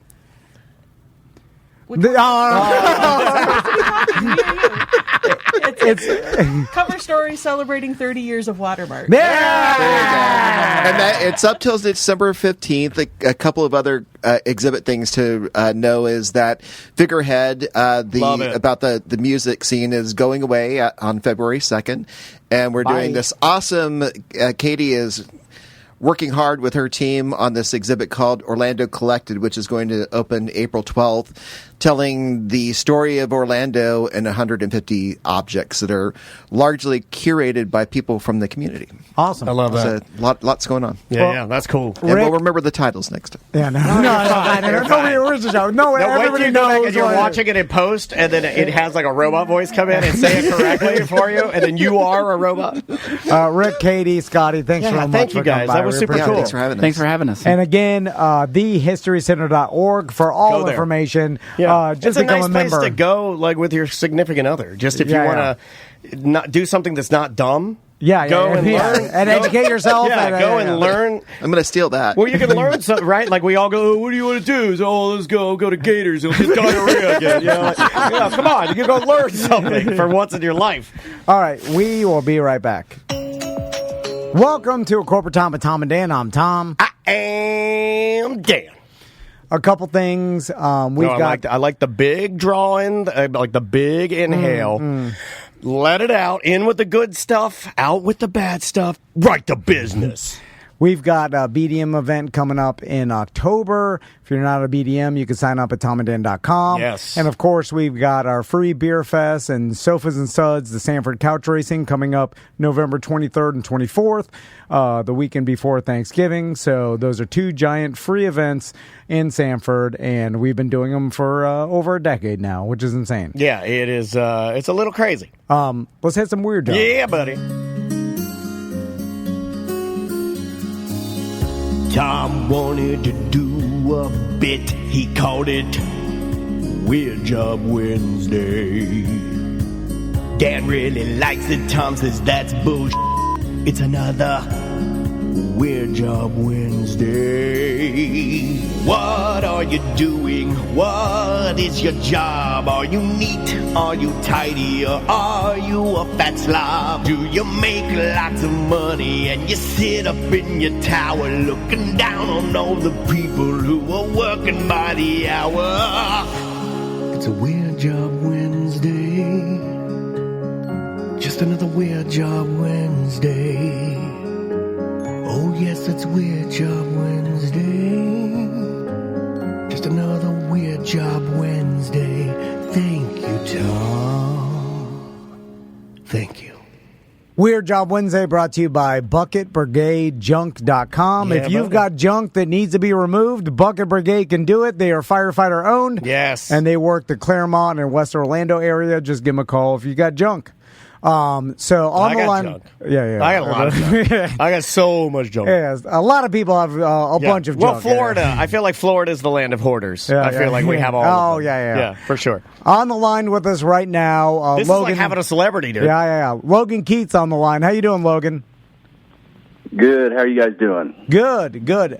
You may recognize Logan from all of Dan Cummins' podcasts. Yeah, Bad Magic Productions. Our buddy Dan Cummins, who has become a conspiracy and all things scary and little factoids that you need to know mega podcast juggernaut. Yeah. This is his. You tell me if this is right or wrong, Logan? You're kind of a jack of all trades.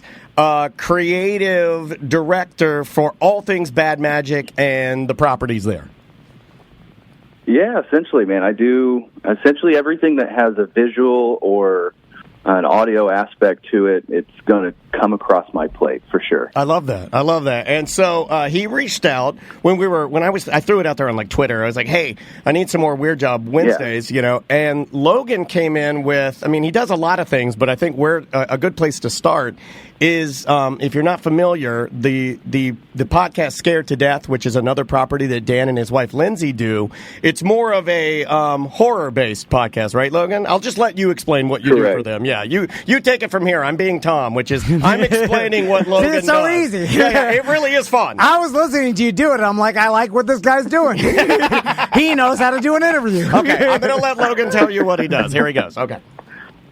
Yeah, so for Scared to Death specifically, I produce that show, and what I do is I'll get the audio file from Dan and Lindsay. I actually recently moved back to Indiana to be closer to family, so now we do it remotely. But for the last several years, I would sit behind the desk and record the actual show with all the camera cuts and all that good stuff. Nice. And then on the back end, I'll go in and score and compose all the music and underbeds and sound effects and Foley stuff for each episode. And you're doing... Yeah, sorry, not to cut you off, but just to blow people's minds. No, go ahead. You're basically taking... I know that we borrow a lot of elements because, we're kind of a ragtag rough around the edges, but what Logan's doing is he's actually composing and creating, like, real music that is your music, original stuff that can be implemented into the podcast. And to me, that's just mind-blowing, dude.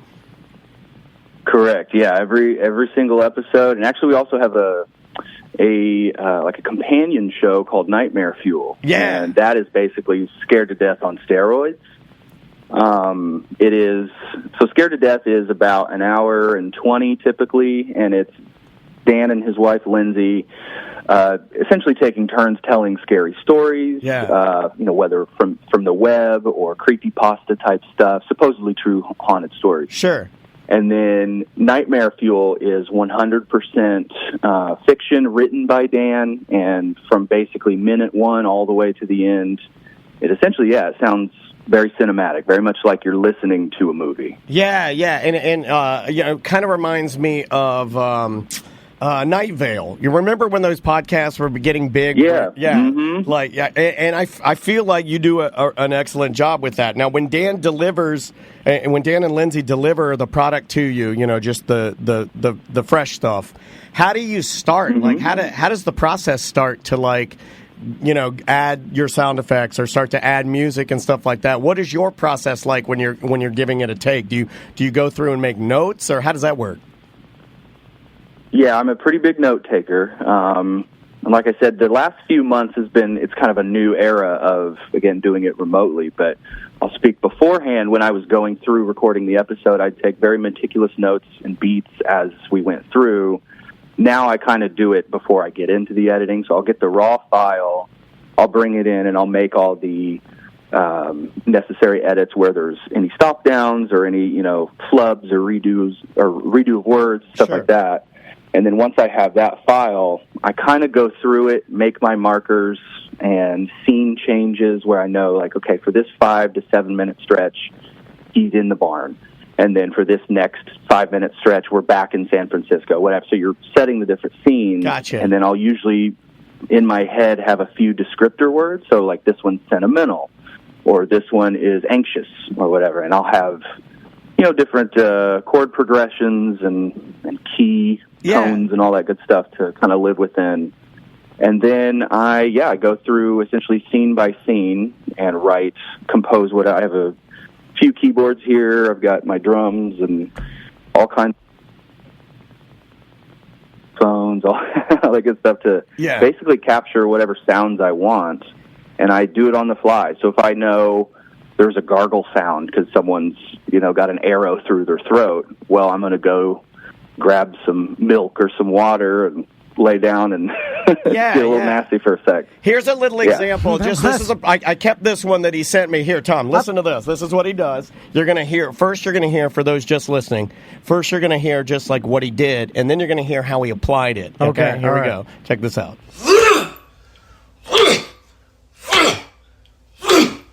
And then the butcher swung again, and again, and again, and he kept swinging.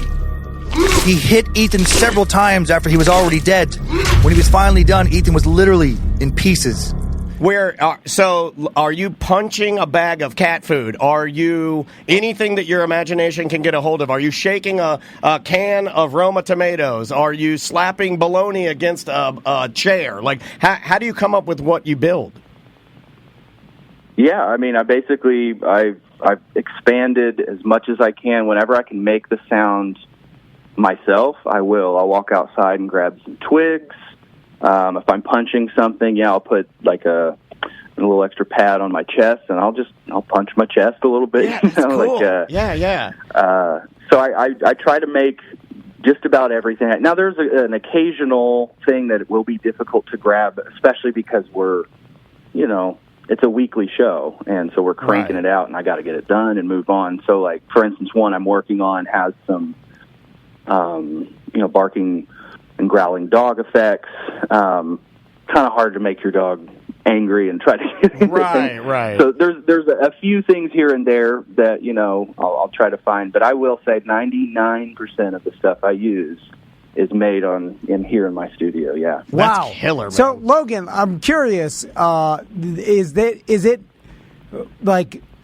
a more custom? Obviously, it's custom to every show, and you doing every sound effect is insanely custom, and which makes it different. I think that's why I love it. He's going a long way, right? I love that. He's not just going to YouTube and stealing sounds. Well, I'm no Dan Cummins. Because that's what I do. But if I was Tom Cummins, I would say just take it all from the internet. There's got to be these sound effects everywhere. That's what we do. We are the generic Logan. We steal all of our sound effects, and they're all crap, and they're all the same sound effects that everybody uses. So I'm curious, is that the reason to make it custom, or can you do it so fast and efficiently that it almost like, all right, it's just custom. keep it all in-house. Yeah, it's kind of a two birds with one stone thing, where when I came on, there was another producer who had started doing that show a handful of years back, and when he left, I kind of took over doing all the shows.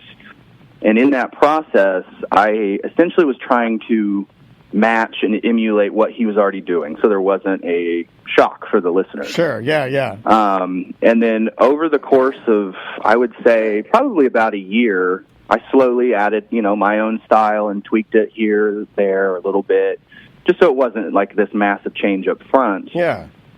And then once we kind of built up the quality expectation, I would say, we were using some, sample packs that we would, download, or some drones, and we did have another guy who would each week write like the basic, tonal atmospheres and drum, and we would add all the effects and on top. And so eventually it just got to the point where I was like, I can basically do all this if I had the right tools. And so just got a couple pieces of new software, cranked it up, and then told Dan and Lindsay that, like you said, honestly, like the stuff that was out there was not quite up to snuff to my liking. Yeah. And it was I found I was wasting time, like trying to find the right things. I was like, man, it'd be way easier if I had cinematic tools and a keyboard in front of me and I could just play out real quick what I wanted for 2 minutes and then drag and drop it in, and then I'd move on. Yeah, so especially as it's kind of the two birds with one stone thing. Yeah, but especially as a musician, I think it's interesting, and I don't think we've even really touched on that. But how would you like sum up how you got to working with Dan and Lindsay in sort of a soundscapes or sound design way? Were you always a musician? Like, where did you start? Like, what was sort of like your background into getting into sound design? So I've always been a musician. Since I was little, I was mostly on the drums. Yeah, I love watching you drum, man. He's a great drummer. Oh, thank you. He's a killer drummer, massive Toto fan. You can watch him play. It's worth following just so you can watch him play. But sorry, I didn't mean to cut you off.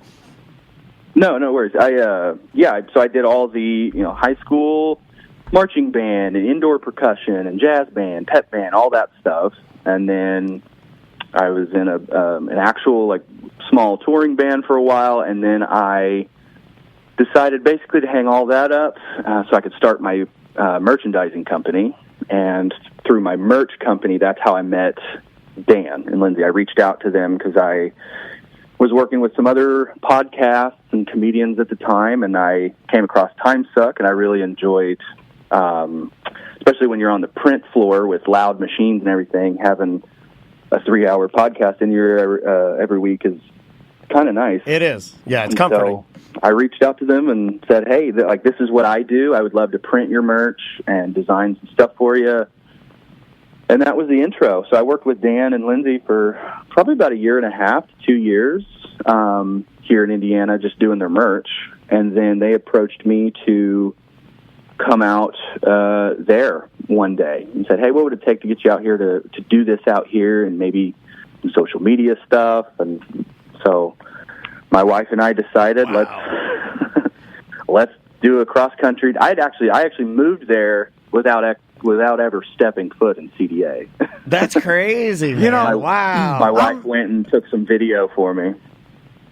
I'm super glad to hear that other podcasters hire their listeners too. Yeah. It's not just us. Yeah. Because for a second I was like, is it only us? Are we just hiring? Is there a better way? Should we go out to monster.com? No. Intuit? What is it? Intuit? Because it makes sense that, if you use your listeners as your employees, like they understand the product. They know the product. Yeah. They're, they more than anybody. Then if you hire some outsider to brought them in, it makes sense. Yeah. And also for you, even though you're obviously working, you're also hearing. I'm curious about that. So, as a listener before, does it kind of ruin it? The fact question. that you now are, the podcast is your work, or do you? Tell us how much it's ruined. I wouldn't say it ruins it, but it definitely changes your listening and I guess all that, the experience of taking in the information. It does. It does. Because I would argue a passive listener. Like I like the cadence of something in my ear, and you pick a random fact every now and again, and it's just kind of a comforting thing. But now it definitely is. You got to be more aware of what you're listening to and focus in, especially if you're trying to catch any stop downs or edits or anything like that. Yeah, it's a different listen when you're editing it than when you're performing it. Yeah, it really is different. I just imagine that Melissa, let's say, our social media editor, can't stand to hear our voices anymore because she has to edit the show, and she wants it. I don't look at it like that. She used to enjoy all of our employees. I look at it more positive. I feel like they hate listening because they can't Well, all of our it employees do hate us. That's true. I cannot argue that. But that's because we're rich and they're not. And I can't do anything about that. Like that I can't do anything about. You know, I'm just kind of like Gene Simmons said to the Oasis fans, if you can't afford a ticket, stop complaining, don't buy the ticket. Here, some of our employees are richer than us, which just makes no sense. Yeah. No, I'm kidding. Why are you even working for us? Obviously, that's all crap. I'm kidding. But a question from the chat room. I think it's a pretty decent question because it's so simple. Is there one particular sound effect that you have made that you're like, damn, I nailed it? I love that sound effect. We did an episode for Nightmare Fuel. I think it's maybe a couple ago now, and it was a very Friday the 13th based episode. It was like a camp and some teenagers and all that good stuff. And you hear some arrows come across it, like some guy's like looking like, what is that? And you hear an arrow come across the lake. And just, I would say that whole episode of just kind of how gory it was and having to visualize an arrow going through a throat or actual, like, one by one getting feet chopped off. And that's I think, the funnest stuff to do. 'Cause like I said, I'll get different kinds of liquids and gargle it and get a little messy with it. I like a lot of jump scares. Like anytime I can truly make pants out of nowhere, like that's the really fun stuff to do because it is a layered thing. You know, you have your low, mids, and high, all of that working together for one heart-stopping moment. I love putting those in for sure. How long does one episode take you to do? So Scared to Death, typically front to back, probably takes me, because I do all like the socials and the visual, the thumbnails and everything with it too. I typically try to budget, 6 hours to 8 hours on the long end, essentially a full work day for one episode. And then Nightmare Fuels lately have been taking me anywhere between 15 and 20 hours. That is crazy. Yeah. Again, Tom Cummins is like, hold on, what's that website, Fiverr in the Indian call center? Yeah. We'll put a spot here, we'll put a slash here. No, that people, it's cool to hear you say that because people they don't understand how long it takes to make it really sound unique and good. Yeah, a lot of times editors and like the production of something, like the average listener doesn't understand what it actually takes time-wise. It reminds me of coding. It's like when you ask an app to be built and they tell you, well, it's going to take this amount of hours, and you're like, well, that doesn't make any sense. And they're like, it's $20,000, and you're like, that doesn't make any sense. Because it doesn't seem like anything, right? But it's definitely something, I mean, also sound sometimes, it's not something you can hold, so people get mad at it, when they have to pay for it, Yeah. That's right. Yeah, it's like it's weird like that. Now, which do you prefer? Do you prefer, because I mean, like we touched on it briefly with your merchandising company, so you're on both sides. I mean, you're on the production level, you're on the design level, and then on another side, you have this like truly artistic and like podcasty musical kind of a thing happening. How do you split your brain to do both? Is that possible? How do you do that? Honestly, it's kind of nice being able now to bounce around. So I'll do a Scared to Death, and then maybe the next day I'll do some social work, some website work, because I still manage the web store that we have through Bad Magic as well. Nice. And then the next day might be a time suck and a short suck. So I'm kind of really going around a creative carousel almost, so that by the time I get back around to another Scared to Death and Nightmare Fuel, I'm like ready for the creepy again. Yeah, like it refreshes you. I think that's probably my key. Yeah, to not stagnate into one thing. I like that. That's awesome, man. And do you do your own podcast and as well? I do. I have one with my wife called Broken Youth Club. We are on a summer / fall break right now just to handle moving back across the country and settling in. But we should be kicking that back up here within the next couple weeks now that I have my studio here. We're waiting on, unfortunately, the place we moved to didn't have internet, and we had to bury fiber. And if anybody has had to bury fiber before, it can take 2 to 3 months. So yeah, it's a thing. Kind of waiting on that. Yeah, they're doing it in this area right now, actually, and people are doing nothing but complaining because it's taking nothing but forever. So I feel your pain, man. Logan, I'm also curious, do you work with AI, and like, how do you feel about where that's going? And especially in this industry. Yeah, we love asking artists that because we get mixed answers. We've talked to other graphic designers that are like, I'm using it to save time, and like things like that.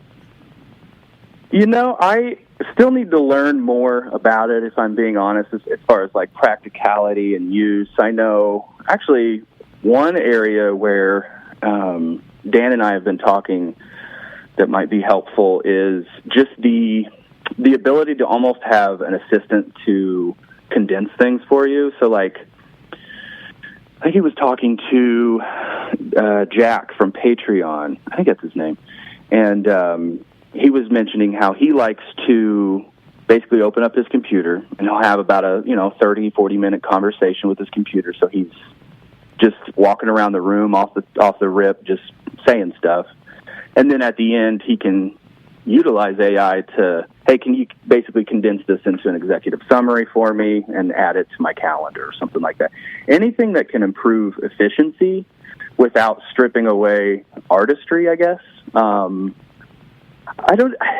really don't have a definitive opinion on AI yet. And I know that's probably bad because I'm an artist, but I do think it is a tricky and slippery landscape. Yeah. I've seen other artists, I'll say on the negative side, I follow a lot of great artists, and what Meta did recently was they started auto-tagging pictures and videos that they believe were made with AI as a little thing that says made with AI. Well, what I started noticing basically the first couple weeks they rolled that out was actual artists that I follow were getting falsely labeled as AI because their art has been stolen to used in the data sets that the AI was trained on. Yes. And so then they were losing followers or getting called out for faking their art or whatever. And then I saw a bunch of people have to defend themselves. So it's just definitely still a little bit of a messy landscape. I think with the right application, sure.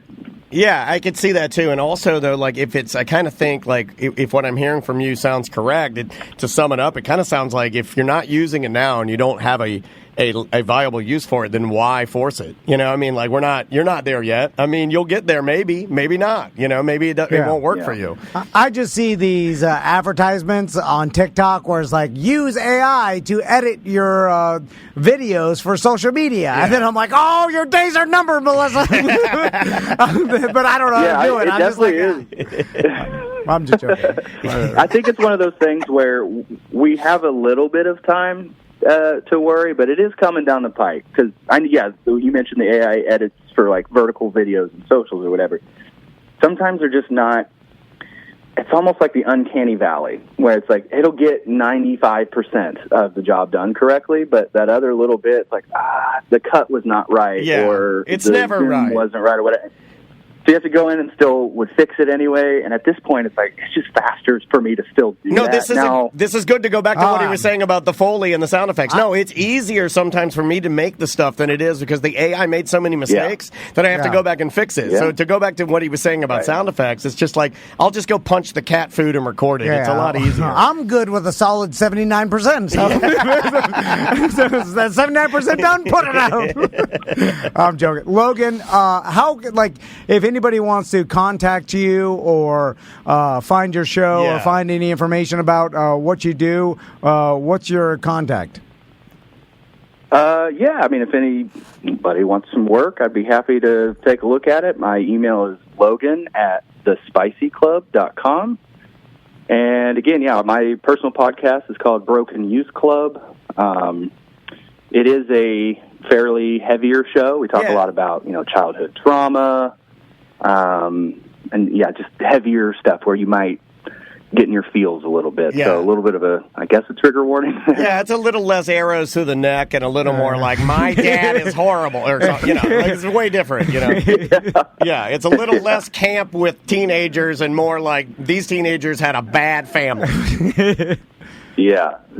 And then, of course, I've got a handful of socials that I think mine is, hey, it's Logan Keith. So yeah, there you go. Easy to find. Logan, thank you so much, man. Please give Dan and the team there. I know you guys are working remotely now, but give them some love from us.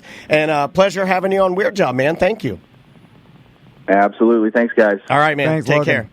That is Logan live from Indiana. It's crazy that, Scared to Death sometimes takes up to 8+ hours to actually produce, which is, that's insane. And it's kind of like BDM stuff, like it's funny because the other one that they do, I believe, is like size-wise, even a shorter show, but it has more components. Yeah. So he's going to be working longer on that. Could you imagine after every AMT? I don't even like doing Black God. I don't even like doing Black God anymore. I'm like, this takes too long. I'm like, hold on. Daniel, sometimes you go to the bathroom. Daniel's like, it's out already. I'm like, we just finished. I give him the old Tony Palmiotti. Maybe if you spend some time doing some Foley work, punching some cat food. Put some coconuts on the table. Yeah. I mean, get to Foleying. Yeah. Every AMT should have full Foley production on every. I'm going to put a fart after everything you say. If that's what you want, I'll let it be cake. Is that what you want? Everything you say, and I'll be like, it'll be diarrhea, toilet flush. Dan's got his producers spending 8 hours on his show. Like a theatrical thing. We should do that. All we do is get it. Look, before we were even on the show, before we were even started the show, Charles is in here and he goes, "You guys hate what you do, don't you? You're so jaded. You hate what you do." Why would you say that, Charles? That sounds like a man. He's jaded at what he does. I'd be like, why are you throwing paper at that lady? Sorry. We have a listener in here. You're throwing paper at her? My voice is falling apart? Yeah. It'll get better. It's not. I ate a turkey sandwich already. It's not even doing nothing. Let's take a break. We'll be right back with more Corporate Time. It is another Corporate Time with Tom and Dan. I'm Dan. I'm Tom. We have Jeff and Spencer here from the Orlando Science Center. How you guys doing? Hey. Hello. Good to see you. I put some batteries in it. Nice. It works a lot better now. Yeah, I've been blasting all of our guests again. Just real quick, you're not going to hurt my feelings. How do you feel about the blast? I like it. I wish you had done it right in my face. Like, come up right into me. And how about you? I come from a family which is that's Loud? how they wake me up. Okay, Right. great. All right. Now, as long as everybody's pro blast, we're good. Yeah. You shook me. We are a blast family. Yeah. Yes. So let's get it out of the way. There's $12 Day, Yes, which you guys do. Is it a couple times a year? Or It's one? a couple times Okay. a year, yes. And it's coming up September 22nd, so you can experience the Science Center for $12, which is a great value for everything you have to offer. In fact, I don't even think you could see the entire Science Center in one day, but you could see, if you got there at open, worked there, stayed or closed. You're not going to have it's going to be a harder experience because you're going to have to put in some work. Right. Yeah, the life exhibit is still, we have the Science and Guinness Book of World Records, which is awesome for everybody. It's humongous. Including kids. It's also a gigantic. There's a lot to do. There's like multiple, I don't even have a count of how many different little things you can try and do and size yourself up against. Yeah. And the Science Center is not just for kids; it's for adults too. Because it literally has a spectrum of everything. Science is universal, and just to see the life exhibit is awesome. Yeah, where are we at with the life? Anything happening? Because I know that the life exhibit is alive, obviously, Right. So it does evolve over time. Yep. And I know last time you were in here, I think we talked about some new birds being introduced, and what's going on? It's we're thrilled to have it. It's now been open since April, and we had an amazing summer. Nice. Some of probably the best summer we've ever had. Really great reviews. The sloth is starting to roam around a little more, not just staying in that basket. So she's scoping out the rest of the place. The tamarin monkeys are out and about. I was down there this morning, and the squirrels were out in the swamp exhibit, hanging out and running all over the place. So the animals are getting much more used to the environment, getting much more used to people. So they're out a lot more. Also, now that summer's over, and kids are back in school, the crowds are not as heavy as they were this summer. So we were doing a queue to get into the life exhibit because it's so popular. Yeah. And it's best experienced with a small group of people because you want to walk through that rainforest and spend some time checking out the sloth. And so we were kind of restricting capacity down there when it was so busy. But now that it's quieter, we don't have to do that. So it's a lot easier to get in and move around. It is a great time to come to the Science Center, especially Monday through Friday, like we were talking about, Tom. It is a cool place for adults with the life exhibit, with the Science of Guinness World Records. We got a cool art exhibit right now on minerals and mineralogy. We've got the cool giant screen films. So a cool thing to see. But really for everybody, that $12 day on September 22nd is a great value. If you are curious about the Science Center and you've never come before, great time to check it out. If money's been a little tight and you can't spend money on activities, here's a good opportunity. So just a great discount. I mean, admission is usually $29.99 for adults, and on Sunday it's going to be $12. Yeah, and it's one of those things. So those of us with kids, I feel like we have had a luxury and a leg up on everyone about the Science Center because, I think, I mean, I don't even know how this works. I guess other parents and also just like targeted media, but you just you start getting hammered with like places that you're going to have to need to take your children, right? So you and me, like, I think it would be impossible for us to live here with children and not know about the Science Center. Oh, yeah. But there are plenty of adults that don't. They drive past it probably every single day. They drive past the hospital, everything. They get on I-4, but they're like, what is that? Well, because we're Orlando, right? Yeah. There is just dozens and dozens of those things that you're saying that you have to know about, that kids have to go to. So, it's a heavy competition. It is, but it is a great place where if you were having like a loose date or just meeting somebody, or like it's a destination that you can use that, again, like Jeff said, I mean, there's no other way to put it. It's a value, like it saves you some money. So if you were going to go out for, like, let's say you're going to Otto's High Dive and get some fancy drinks, you could hit the Science Center first, save some money, and then impress her with the oysters, with the pipettes of all the citrus, then you get her the fancy drink. You know what I mean? Like, there are ways, you think, Dan. There are ways to do this. Maybe I want my wife to take me to Otto's High Dive, so maybe I'm putting that out into, but that is the Science Center first, and then that is something you can do. Like, you can lean into a better restaurant on $12 day. There you go. That's what I'm telling you. I have my new slogan for the event. Yeah, right. So thank you. We could have partnered with some partnered with some fancy restaurants and say, like, hey, look, you're saving your money here, but this one's going to hurt. Next time, we're on to something. Yeah. So let's talk science, Spencer. Okay, so a couple things. We were reading science before you guys got here, and we started blowing our own minds. So Polaris Dawn just came back, and they did the first ever civilian spacewalk, which, by the way, a space pop out. What did I call it? The sunroof hanging out of Daddy's sunroof. I called it hanging out of Daddy's Maxima. But my dad had a Maxima. You got to get your feet out. This man speaks the truth. Spacewalk, right? Your feet have to be out. I'm glad that all three of us, Jeff, you haven't weighed in. If the feet aren't out, it's not. Thank you.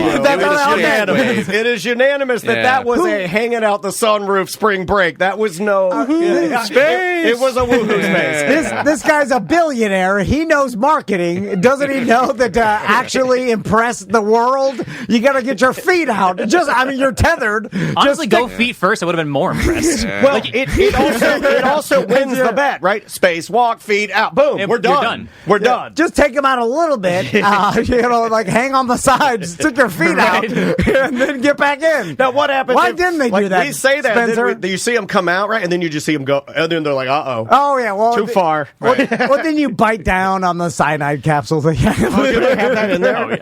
Oh my God. What I feel like a true spacewalk, you can live like a minute out there without a spacesuit, right?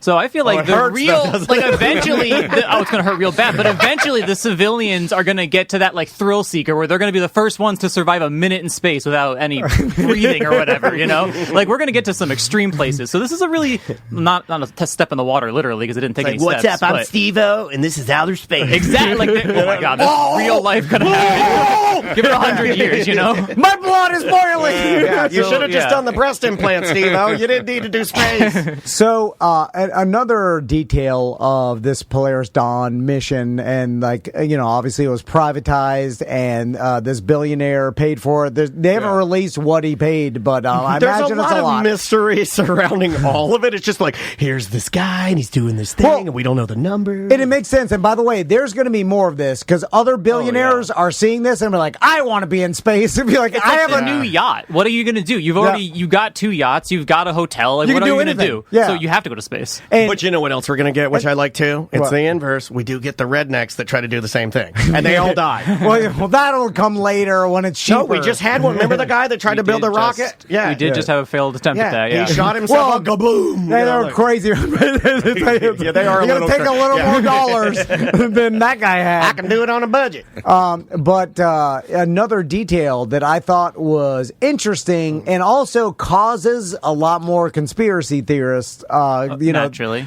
or conspiracy theories, is the fact that this was the highest orbit in 50 years that any spacecraft or any manned mission has ever been to. And if for the layman looking at it, we're looking at it like, wait a minute, it doesn't look that much different than the space station, whatever. And I'm sure it was probably just because of photos. They wanted good photos of the Earth in the background, so they wanted to get a little higher. They also use the fisheye for the Beastie Boys. Right, of course, yeah, you want to look like skateboard. Can't you do that with you're on a mountain and you can basically get the whole Earth with the fisheye? You do the fisheye Trans World magazine. So I'm pretty sure a lot of dodos like me are looking at this and wait a minute, this is the highest any human has been in 50 years since 1969, and then they're thinking to themselves how much technology has progressed since 1969, and then we're like, question mark, and then we're like, wait a minute, you're telling me that in 1969 we went to the moon, and then no, why isn't anybody going to the moon now? If it should be super easy. So you've been on Reddit. Well, that's the logical road you start going down. You're like, wait a minute, it took until 2024 for some billionaires and SpaceX technology and the best technology in the world to get to this orbit that no man has been in 50 years. And and then they got there. They got to the moon in the 60s, and then people started like, wait a minute. Now, of course, we know that the moon landing happened. Yes, but and then I read some people are mad at us for agreeing with that. But, there are real people listening right now. They're like, I hate them now. You can be mad at the truth. That's fine. It doesn't negate the fact that it's facts. But I did see too that they're still on a timeline of getting a manned mission to Mars in 4 years, and that's what I read in the and this is SpaceX has this plan to get a manned mission to Mars. Right. So and this is more marketing and what the world will think about this. But Spencer, I have a question for you.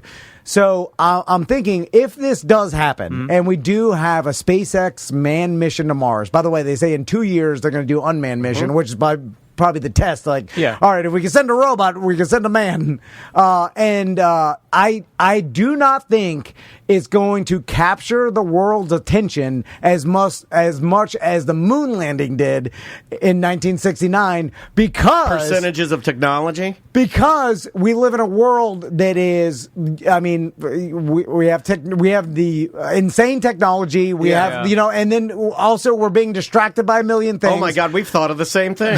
I have a variation of this. I think, obviously, it's going to be watched and it's going to be amazing to the majority of the world, but it won't have the same effect the moon landing did. I can't believe you're mentioning the 70s. Dude, think of this. I have a let me just throw a little more clay and then we'll go to Spencer.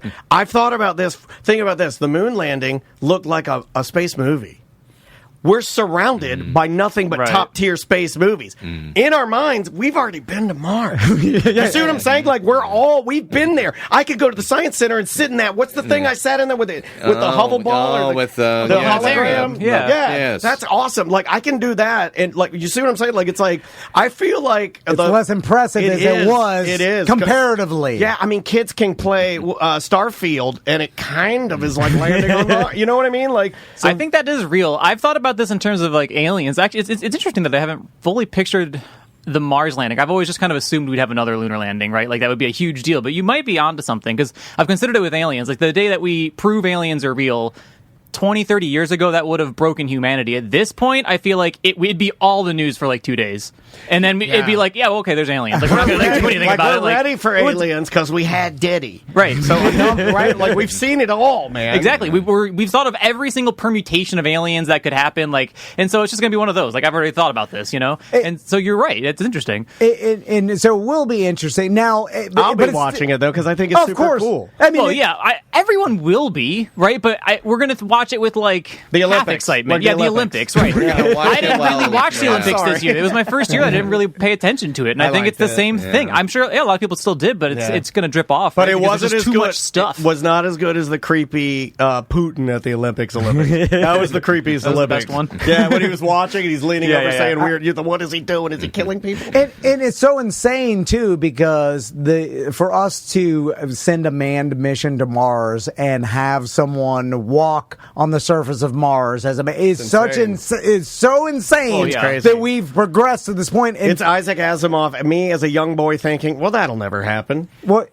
I saw a meme the other day. I get most of my science from memes. And it was a comparison, like the Wright brothers flew, I forgot the year, 1908 or whatever the year was. And then we might have gotten that. And then we flew a drone on Mars like 100 and like 15 years later or something. We got to the point in humanity that it took us only 100 years to invent flying and then fly a drone on Mars. And not even the moon is like, it's Mars. Right. It's far from us, And Mars drone's cool. That is an insane accomplishment that we should be way more impressed by. It doesn't seem like we are really. No one even watched the damn drone on Mars. You know what this is? This is those turtle eggs again. Nobody's appreciating what we have, this amazing thing, and nobody gives a damn about it. Y'all, we dove a robot, because a satellite is just a robot, right? Yeah. We dove a robot through the rings of Saturn like 10 years ago. Like you can barely see it with your eyeball, and we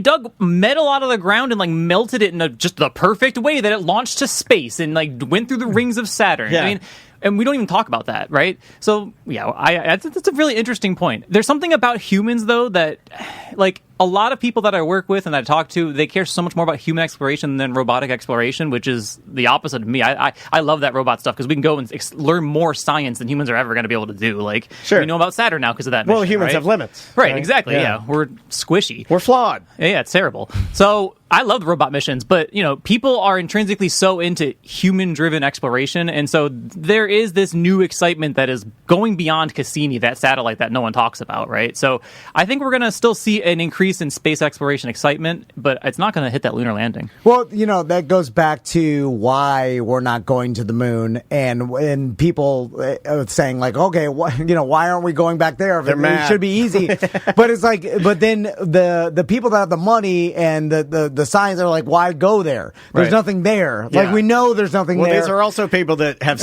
or like, we've been there, right? Like, there are people that are like, you haven't been there, go again. And what pushed us was the space race, which is part of the history. Is like, we wouldn't have gone unless there was that space race with Russia. Are we in a miniature one now? Politics. Yeah, but are we in a miniature one now? We're in a private space race now. Right. Like, you brought up why we haven't sent any human higher than this private person in the last 50 years. There's literally no reason to do that. Like, they went up there literally just to prove that they could. That was a new space race, and that's all that the space race was in the 60s and 70s. It was just us competing to prove that we could do it. That was the reason we went to the moon ultimately, right? And so there hasn't been a reason to do that ever since, except now the privateers have this new space race, which is really interesting, and that's what's going to push people because the government's just not going to pay at the same rate. So, and I hear all these people you're throwing around like privateer and stuff like that. It's funny. That's the language I use when I'm playing video games, and I'm in the olden times. Yeah, exactly. Right, like, it is almost like we're going through some sort of cyclical exploration, and that's exciting, phase. Right? It is exciting. We haven't done that in our lifetime. Like, we haven't been able to see true exploration because the Earth's been mapped. This does feel like true exploration. I'm not sure I'm on board with all the wacky billionaires, but I do like. They got the money. They do, and with that comes a little wackiness. Do you want me to do this one too? Because I thought this was crazy. Yeah. This story, I pulled this one specifically for you guys, only because I hope I haven't heard it. It completely blew my mind. Did you know that there is a gentleman that won I believe he won a Nobel Prize for discovering what he thinks that plants can actually see? See what? Can see their surroundings. Okay. They can sense their surroundings. Yeah, well, okay. Along with that, like it's a version. He's saying it's like, almost like a version of sight. There's a botanist named Felipe Yamashita, right? He's from the University of Bonn. And he says, I believe plants that can see, they don't have eyes, but they can understand what's going on all around them. His research focuses on facilitating plants called, and it's some strange name like Boquilla trifoliata, native to the temperate rainforest of southern Chile and Argentina. So a decade ago, research discovered that plants can sort of mimic the shape of other plants' leaves, while some suggest that this was due to like chemical releases from the plant around them. He's saying that these plants that's not happening at all. It's just like, what he did to discover this is he would grow plants, and I explained this to you, so maybe you can help me a little bit. Yeah. Well, and then I was trying to understand, and it is a version of sight if you look at sight in a broader spectrum and like just the refraction Think of of light. A spectrum of sight. Right. I know you guys hate spectrum. We bring it up a lot. I mean, but it's basically what our eyes are doing. It's taking the light bouncing off of everything, and our brain is interpreting it through our eyeballs. So essentially, the scientists basically grew a plant next to a fake plant, and so that's how they knew that the plant was. I've got it here. He says to test this, he grew several Boquilla plants on a trellis divided by opaque shelves that placed plastic plants with distinct leaf shapes at the top. Right. So then what he did is, like, as the real plant's leaf began to mimic the shape of the plastic leaves, the divider should have like blocked out everything, and once it got to the part where it could actually see, it was actually mimicking and becoming the plant, and it's like it was sensing or seeing the plant in order to keep itself camouflaged and protect itself, which is insane. That is wild. So basically, it was just sensing the shape of the thing next to it based on the light that it's getting, and then it's interpreting the shape and then mimicking that shape based on the light that, because if that fake plant is blocking the light, it's like, all right, this area is, so it's some different understanding of what plants can do than we ever had before, which tells me that there's so many things that we have. Things are getting spider webby. Understanding of it, like, which is it's crazy that like things in this earth are way more advanced than we even can conceive. I don't even think we understand the process. Like this guy, like he was like, that doesn't make any sense. It's almost like an Assassin's Creed when you can walk over to a group of people and you just disappear because it's insane. Spencer, do you think it's and my sons have a problem with this, and I'm trying to because I use my sons to try to understand why like basic humans can't understand things. Sure, and that sounds very and I can't understand human centipede scientist. And then like, that's not good. It's because I think that we have we can't understand time, and we can't put it in perspective. So when something is evolved over hundreds of thousands of years, right? 100,000 years doesn't even compute in our brain, right? Like, we don't understand how long. 1 million years, 10 million, 50 million, 1 billion. It's like it goes to a point where like we can't even comprehend the size, the size of the universe. We can't comprehend how long something's evolved and what that means. Like, if something took 5 million years to evolve, like that's a lot of small detail that it probably picked up over the evolution of 5 million years. And what that species can do is like, it's like we can't even, like, we're like, no way. But it's like, in 5 million years it took for this plant to figure this out. And the way you just described it almost makes these processes that we don't understand, like what we were talking about with the plants, it makes them almost, in my mind, more sophisticated than computing.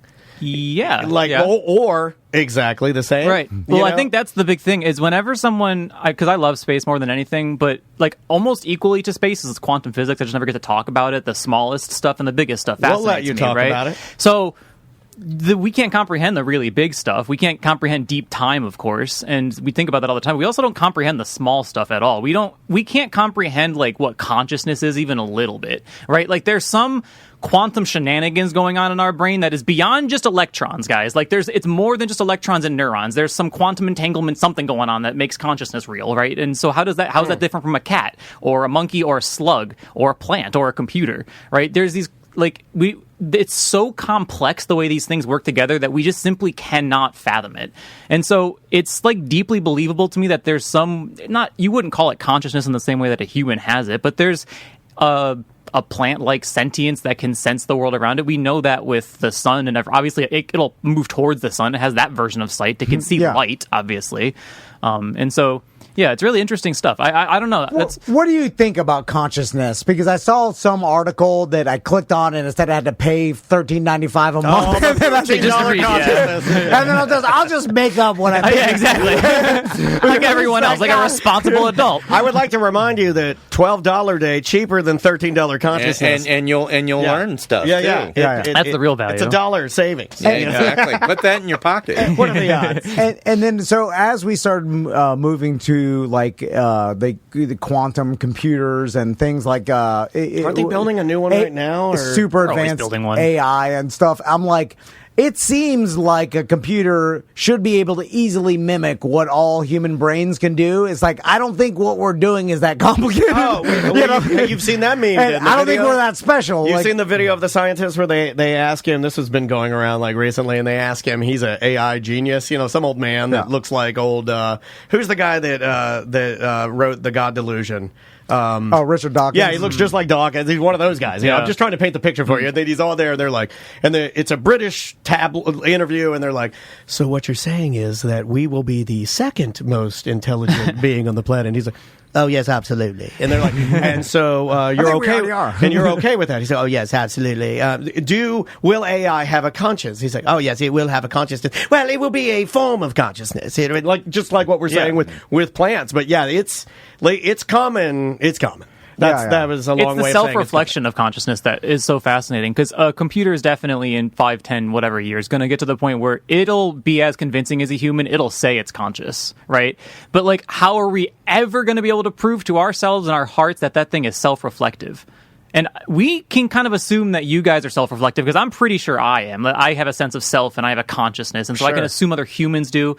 As someone who loves animals, I can kind of put that onto animals, right? It's a struggle for me to put that onto plants, but everyone has that different thing that they're comfortable putting consciousness into. I think we're going to struggle putting it into robots and machines, because like, how are you ever going to prove that thing has a sense and it's not just a sense of self? I wonder. Do you think we'll hit a point of maximum? Like almost like a saturation point where we use them less because of that? No, they're going to be too useful. Humans are ultimately lazy and selfish at our core. And it depends on what generation is growing up with conscious robots and how they think. True. Well, we're old men at this point. That's a fair point. I was born in the 1900s. That's going to be viewed as the same way the 1800s are viewed. And of course, I'm putting leeches on my body to get rid of the plague. Like that doesn't even work like that. Well, how I think of computers is going to be way different than my kids' great-great-grandkids. So they are going to be completely fine with it, just like every generation, So what Spencer's saying is that I will learn to hate AI and reject it as much as my dad learned to hate and reject his Toshiba laptop that he was given by his manager of his rotation, and said, you have to learn computers now, Dan. And my dad was mad because my dad hated computers. I love that. I love my work laptop so much. It's like my favorite thing in the world. So we really are just going through this cycle, right? Yeah. See, my dad would have not trusted you at all. Yeah, 100%. So, another thing I saw that just came out is, the title of this article was "The Earth is going to have a new moon." And apparently, I never thought about this, and then I read the article. Was that the same article that said that we had the rings around us? No, this was about, there's an asteroid that's going to be visiting us, and going to be in the Earth's orbit. I like that you said visiting us. I like your choice of adjective there, or excuse me, verb. Well, that's how they expressed it. And maybe the rocks are conscious I like as well. visit. A visit sounds friendly. It does. It sounds cool. And apparently, it is far away, but it will be affected by the the Earth's gravity. And I never even thought about this, but they're like the asteroid is moving slow. So therefore, it is going to be revolve around the Earth. Are we guaranteed to get it? Earth's orbit, yeah, they know that, and then it's going to 2.5 times, and then it's going to be back out into space. That's dope. Gravity's weird. And then so I was like, oh yeah, I never thought that there are some asteroids that are moving slow. Or slower than the bullet asteroids that we were thinking of. EJ is a slow-moving asteroid. And, I have to do that once a segment now. And then they are like, you can't see it with amateur telescopes, but you could see it with they said that it has to be at least 7 inches in diameter. Hey, I know some guys with a great telescope. and then I was like, how often has this happened? We're calling Spencer in the middle. Just is it there? Can you see Spencer, it? wake up. Can you let us in? And I know that there's technology that tracks all asteroids out there that we could see, and then they have a good idea where they're going, and that kind of thing. But I've never heard of a asteroid being caught up in our gravity and then rotating a couple times around. I'm surprised I haven't seen that more places, because that's also the thing that, again, with the amount of people and the amount of science that we have, I think comes a wave and a pendulum of mistrust. I feel like there are people that would think we can't see it. Yeah, right. So I'm intrinsically mistrusting you right now because I haven't verified that myself. That should literally be every single time you listen to it. Well, specifically you guys talk, almost anybody. Yeah, right? That's fair. That is absolutely. But fair. that sounds very deeply real. I haven't heard about it, but it sounds super possible because gravity does weird stuff all the time. We do that slingshot mechanic with satellites, our own man-made satellites. So does it stay at the same speed because it has to, because of the way space is? It'll speed up probably. I would assume. Yeah, I was going to say, does it slingshot it somehow? Yeah, I assume it's going to slingshot out. I would be if it's going to escape the gravity. I would be interested in how much faster. So when this thing enters our orbit slow, what percentage does our gravity put on it, and how's it when it comes off of us? What's it? How fast is it going? That would be. And where is it going? Right, it's going to come. It's probably. Is it going to stay in our kind of orbit? Is it going to create a weird new elliptical thing that?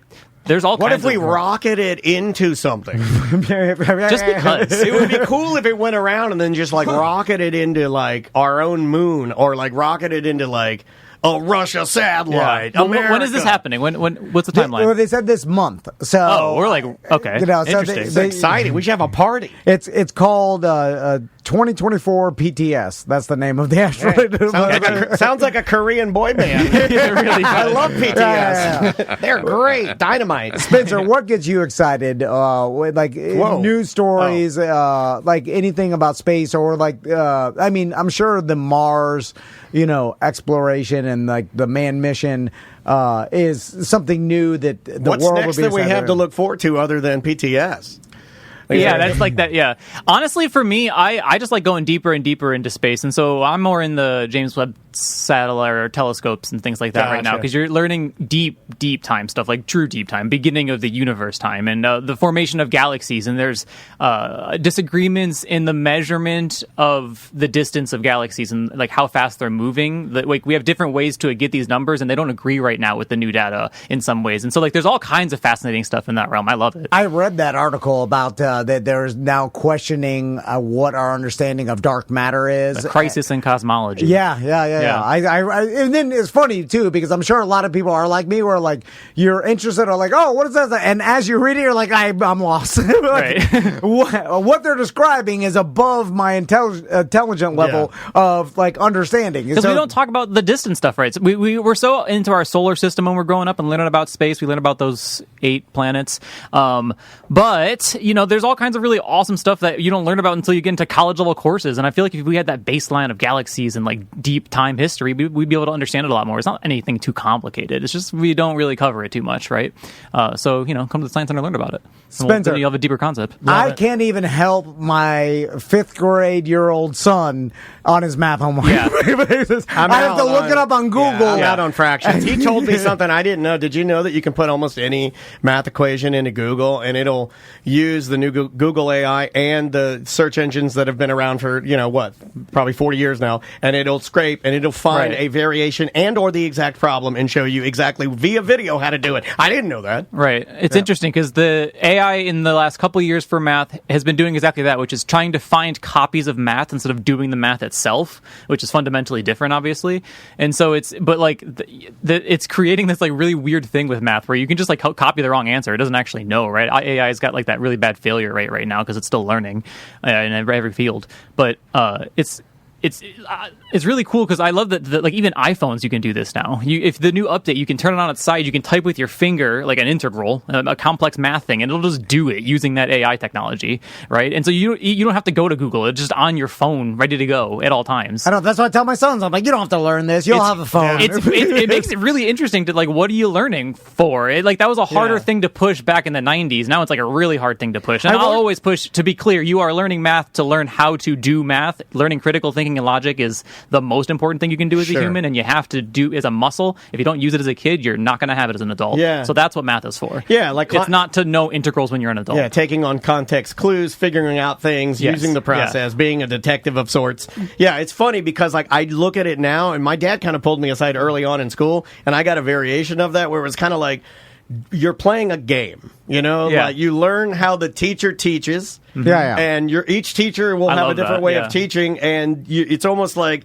you'll get out, just do your best to get good grades. We're not gonna assassinate you for not doing well on a test, but play the game of And that's the lesson, right? Like that's how you have to learn how to live life and like react off people and all that stuff. So like that is the lesson. That's what math is. But I kind of just want to be in a floating wheelchair and being force-fed McDonald's. It worked out in Wall-E, And then while they clean up Earth because we destroyed it, and then I'm just watching my favorite shows. Right. It just takes me around everywhere. It does look really fun. Is there a bathroom in the chair? They never mentioned that. It has to be, right? It's Disney. Yeah, it's true. They can't do everything. They assume that we knew. We're beyond bathrooms at that point. We figured out how to just not do that. You would hate to find out that the bathroom, you'll go down, they show the sewer down there, Roger Rabbit's working down there. You'd be sad. Well, Spencer, Jeff, thanks so much for coming in. Good seeing you guys, man. Good luck with $12 Day, guys. Remember, you can go. It's Sunday. Sunday, 22nd. Grab your tickets now online, osc.org. Hit the $12 Day button.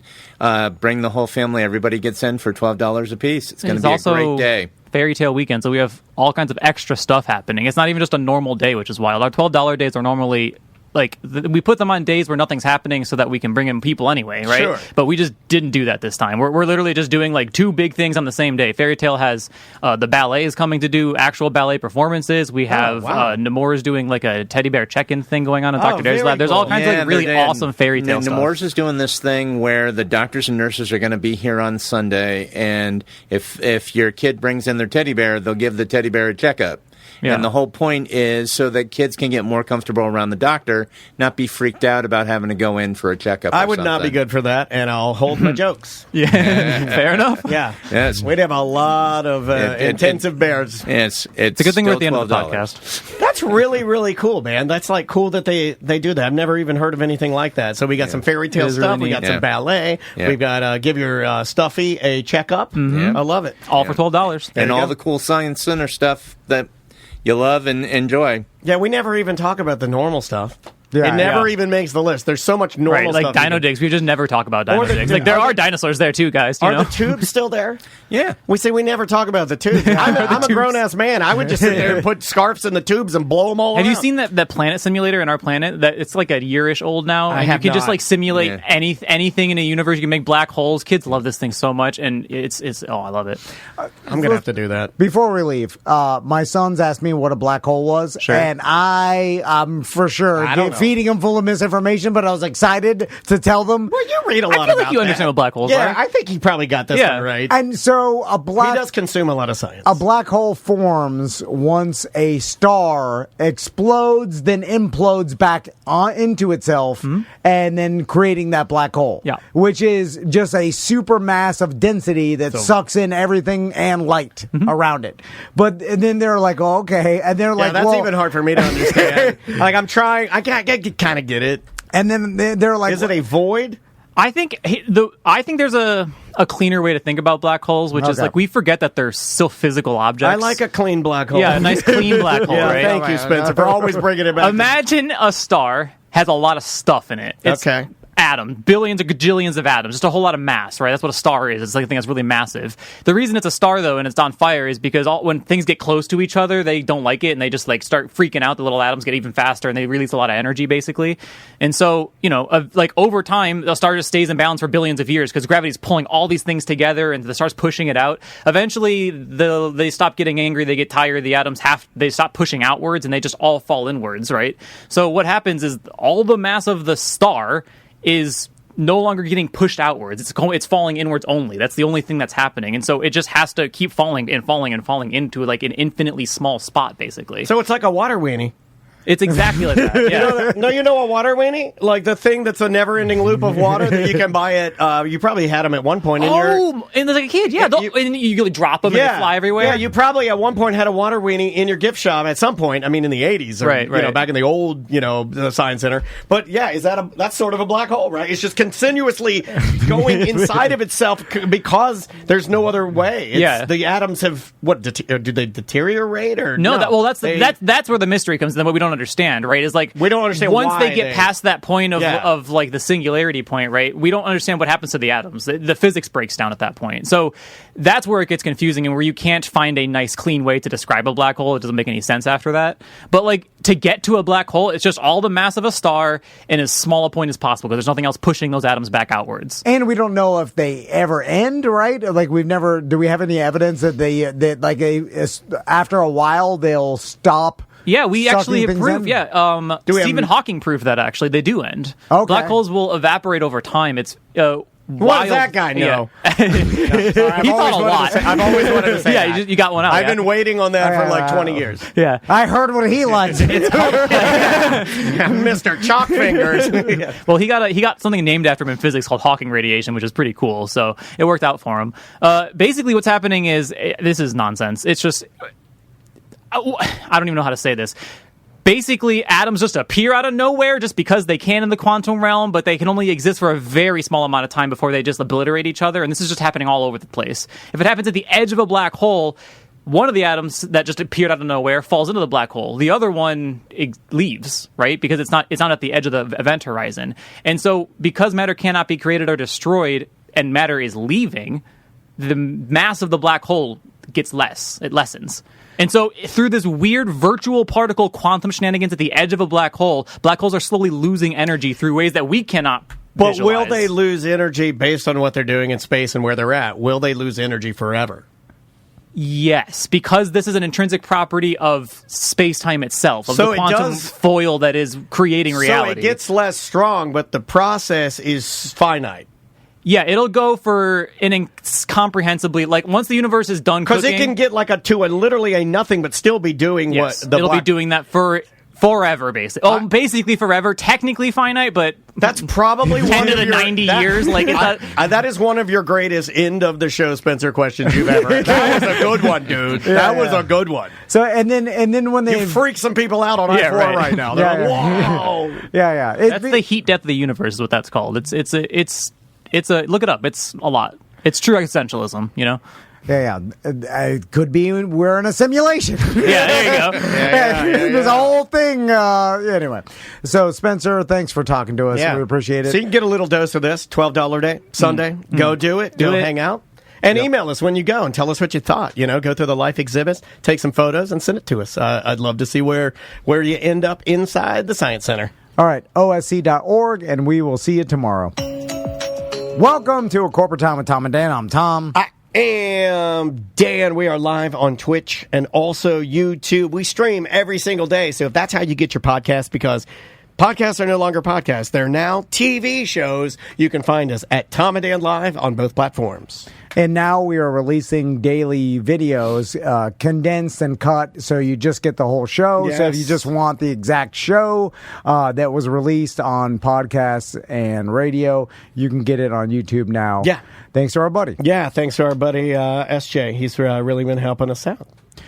So Cadillac's Pat's here. Hey, what's going on? How we doing? Pat. Pants. So, show Cadillac Pat's gun that he brought. Okay, hold on. Let me put the gun up. Okay, here's this gun. If you're joining us now, you can see this now live on YouTube. Now, we don't know it's a gun, but he brought some sort of tray with a T-shirt. Let's play a game. Oh my God! Yeah, play this game. And then the T-shirt you'll never guess what is it? Is draped. I'm gonna guess raccoon dog. Tom is guessing a tanuki. I'm gonna guess. I'll put about. I split screened it so everybody can see. I think that it is. You know what? It may be another one of his stinky lizards. No, okay. It would be thrashing around crazy. A smaller one. No, it's a frog. It's a Pac-Man frog. Okay. It's a Pac-Man because he always has Pat's awesome, but he has the pets of a 10-year-old. Yeah. Which is embarrassing for a grown-up man. No, my iguana's an advanced no, but animal. I mean, but those are, honestly, those are the type of animals you should play with after you come home from baseball practice. Yeah. You know what I mean? You're a child. Yeah, I give it to you. All right, so before we reveal what Pat brought us in. Because if it's a gun, you're right. We're both going to be wishing it was a lizard. Well, we might as well wait to the end. Okay, all right. That's fair. We're at lunch, and I'm scanning the internet. I'm like, what's going on? And I see the story about, something about COVID, blah, blah, blah. And I'm like, that is not interesting. But it's from NPR. Yeah, it was from NPR. In the description, it talked about a raccoon dog. And the story is about, I think, COVID could have come from raccoon dogs in the wet market again. And he screams from the other room. He's like, hey! A raccoon dog's real. So I was like, raccoon dog, what the hell is that? I said that to Daniel. He's like, yeah, that's what you see in Super Mario 3. Like, while he was dressed as a raccoon, they're tanukis. They're super popular in Japan and Japanese culture, and I guess people dress like them, and that's what inspired the character for Mario Brothers. Yeah, mischievous, shape-shifting raccoon dogs known as tanukis. Never heard of a raccoon dog in my entire life. Me either. 42 years old, and then the only reason I brought it up is that sometimes I'm like, I don't pay attention to things. I'm in the minority here, obviously. Pat's like, I've never heard of this either. Now, me and Pat are bad examples because we keep our head. He's a Nintendo man. In the clouds. You're a Nintendo man, so I'm actually I'm going to have to deduct some of your Nintendo points because, if you don't know what a Tanuki is, and you were a Mario guy, shame on you. Yeah, but I knew. I thought it was just a raccoon outfit. Yeah, me Mario too. wore. I didn't know it was based on an actual animal that is a raccoon dog that lives in the wild in Japan. I made the mistake one time as an adolescent, I guess. I don't have a core memory unlocked of this, but I do know that I called it, much like you, I called it a raccoon. And I remember some smart-ass video game kid telling me, it's not a raccoon, it's a raccoon dog, look it up.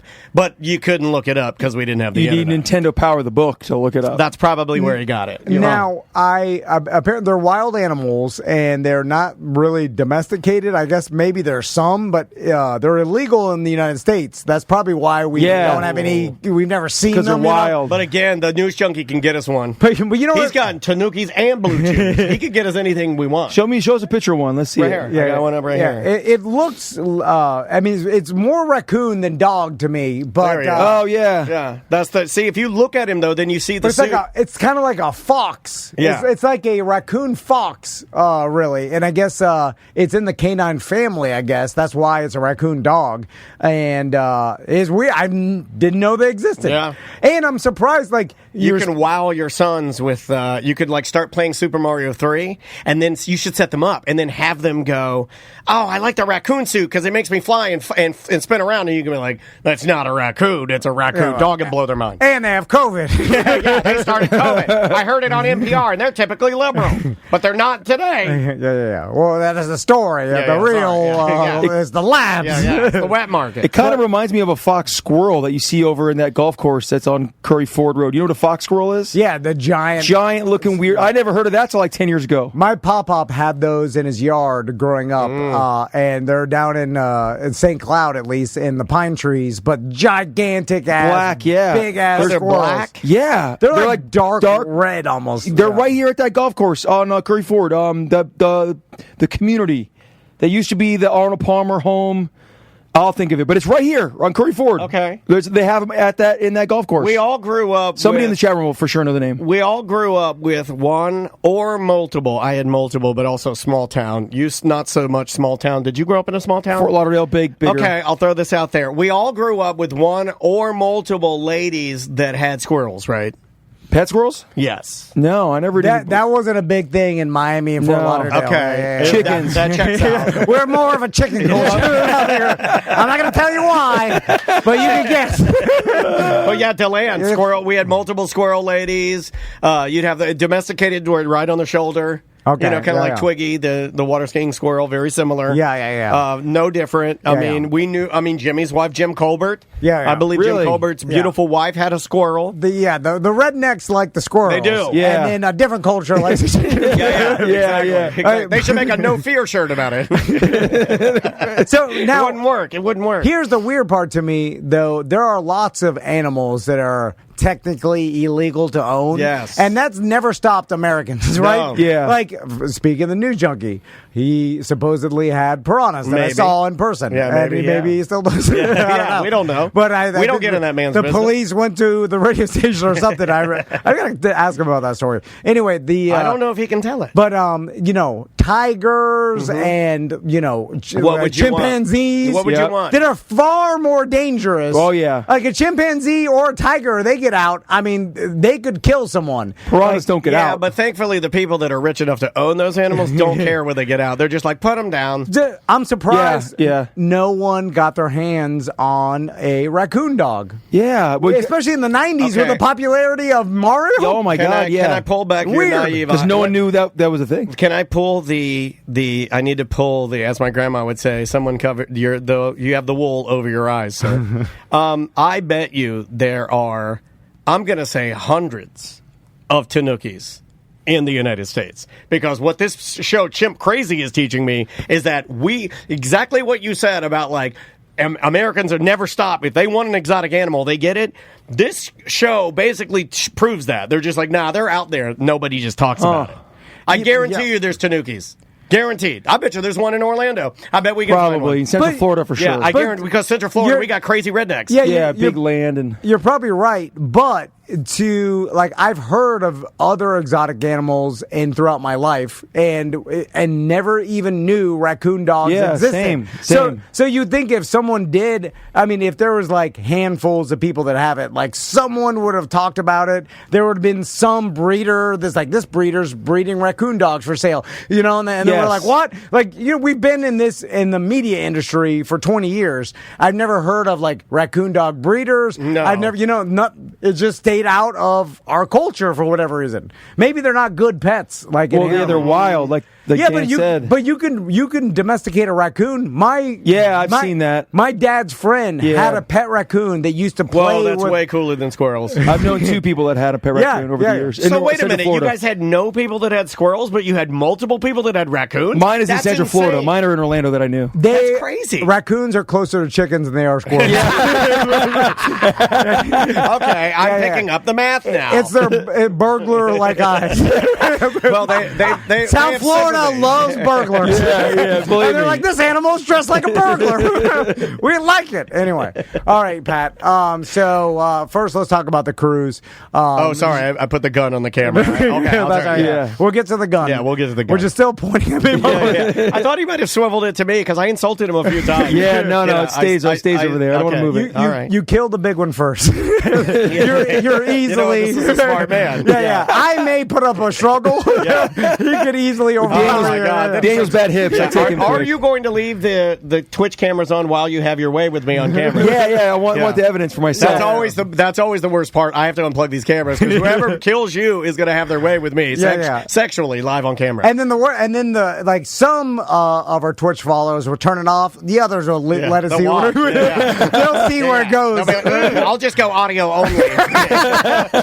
They'll watch a good bit. They're psychos. Okay. So the cruise, did you you have a good time? Oh my God, yeah, lots of fun. All the fans, everybody the boat itself was awesome. The cruise itself, everything was. I heard some bad things or some good and bad about MSC. I got nothing but good things to say about it. Yeah, same with me. I would say, and you can say the bad stuff. We have no allegiance. Yeah. The boat it's already over. The boat is hard to get around. That was maybe the elevator, pressing the buttons on the outside of the elevator, and you go in. You can't change the floor from the inside, which is.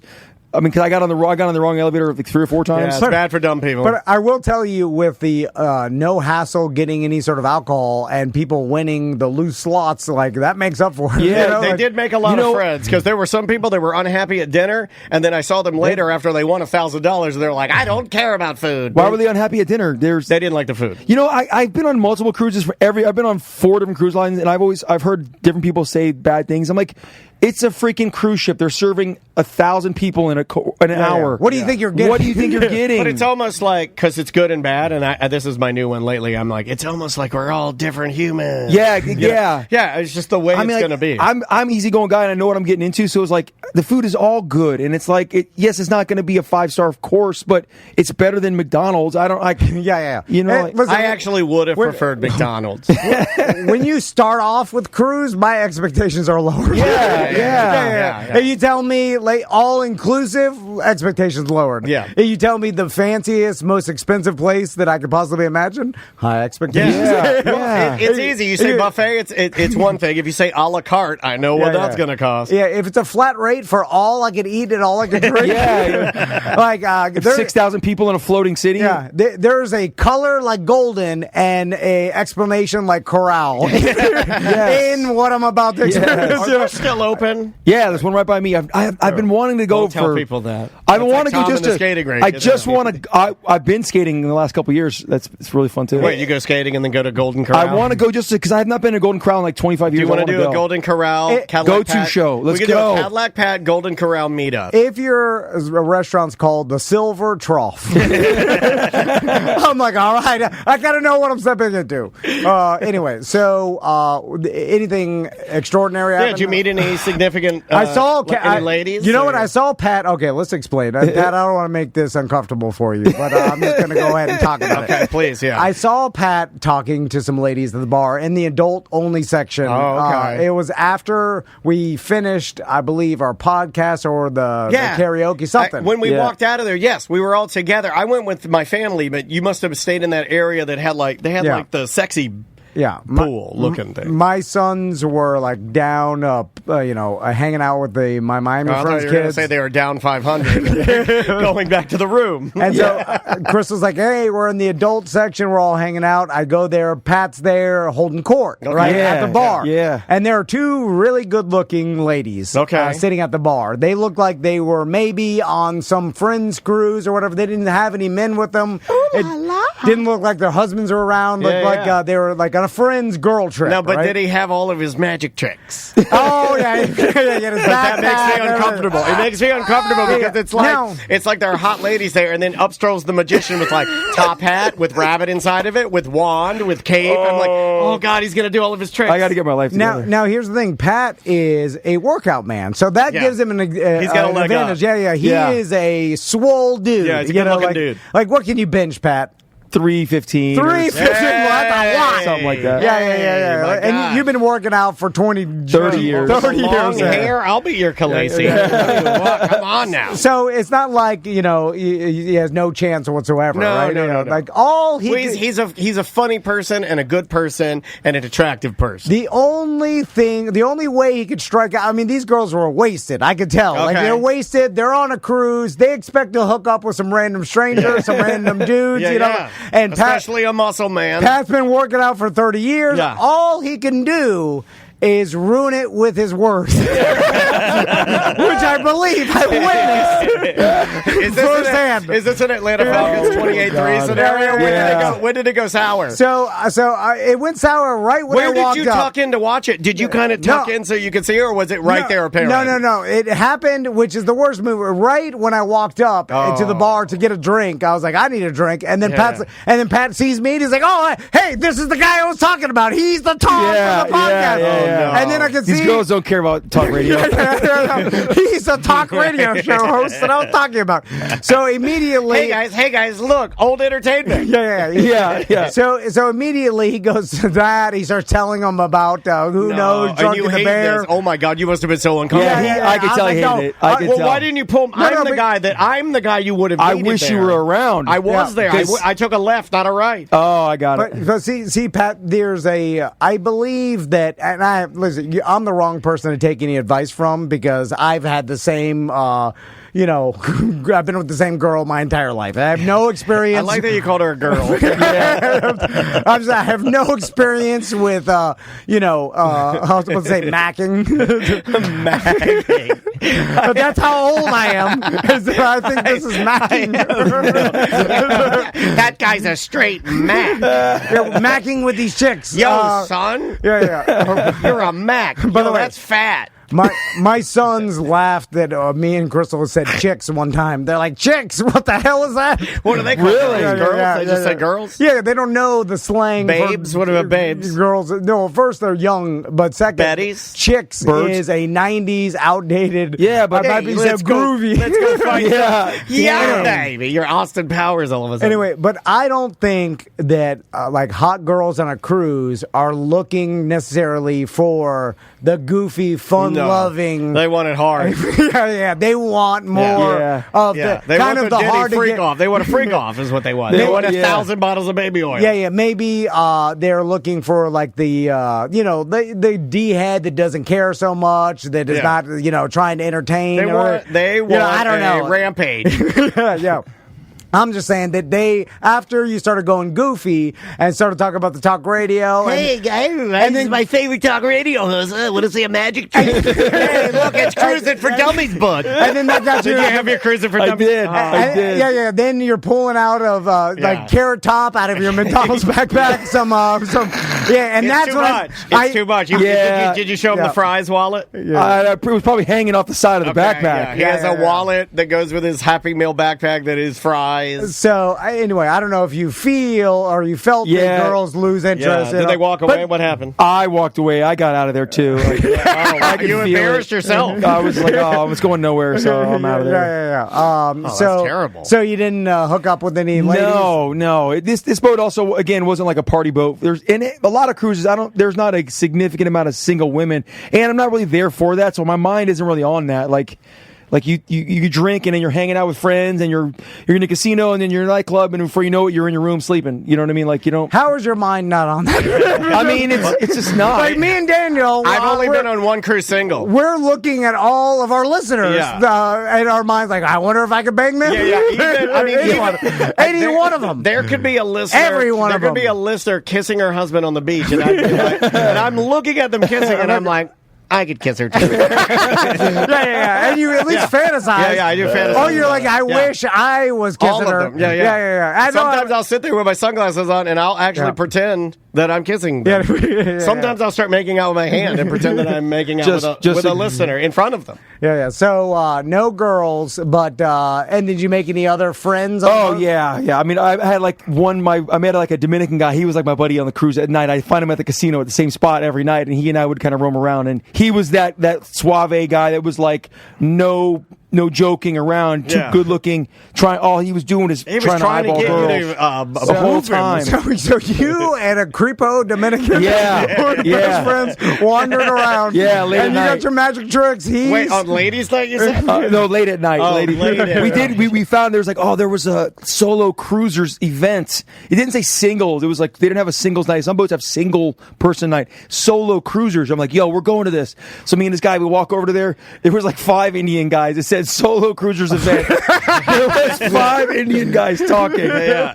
And not your thing. You're not into Indian guys. They're like, Bob's. Show me your vagina. Oh, sorry, I should have said that. I was about to say the solo cruisers event. Yeah. Worst event on the ship. Yeah, it was. The Friends of Bill is the worst. Oh, yeah, you're right. The alcoholics are the worst. Yeah. Because you go there all sad. They're staring around like everybody's like literally like being an alcoholic on a cruise must be a prison sentence. When you said Friends of Bill, what is that? That's a way to say like a wink wink. Yes. I never heard that before. That's a coating. Yeah, really. It's also very. They had it on our boat. Very similar to a Tanuki. Friends of Bill. They do it all on all cruises. Wow. There's some Friends of Bill meeting for. Wow, yeah, that must be the worst. I would never go on a cruise. And they love it when you walk in drunk and you're like, "Hey, what the hell's Friends of Bill?" You scream. Where's Bill? Yeah, and then you grab your nuts. Where's Bill? I got Bill swinging. Yeah, they love that.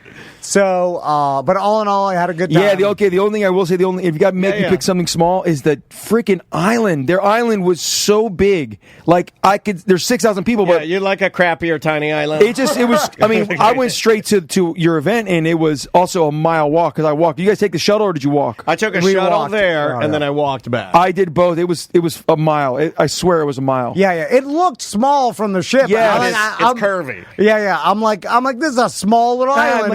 You can get there. But then I realized, like, the ship is 2,000 feet long. And it's at 14 stories 19. high. 19 stories high. Yeah. Like, I'm looking from a 19-story high building at Central Park, and like, that's a small park. Yeah, exactly. And then I get off, and then you start walking. Then they have "You Are Here" maps that you go up to, and you're like, okay, here I am. I need to go to Bimini Beach. Yes. I don't know what direction that is. Yeah. So I'm looking. I'm like, well, like I'm just gonna start walking down the sidewalk. Exactly. And like, I don't know. Like, you need to explain "You Are Here," but you need to, where I'm looking. Well, at. they're supposed to give you a direction. On the. They didn't get that memo. You got a couple drinks already too, so you're like, okay. I'm like, okay, I'm standing here. You're doing the math. You're like looking. Okay, I go around that corner, and then I just curve right, and then you go around the corner, and then you forgot where you're at. You're like, oh, you.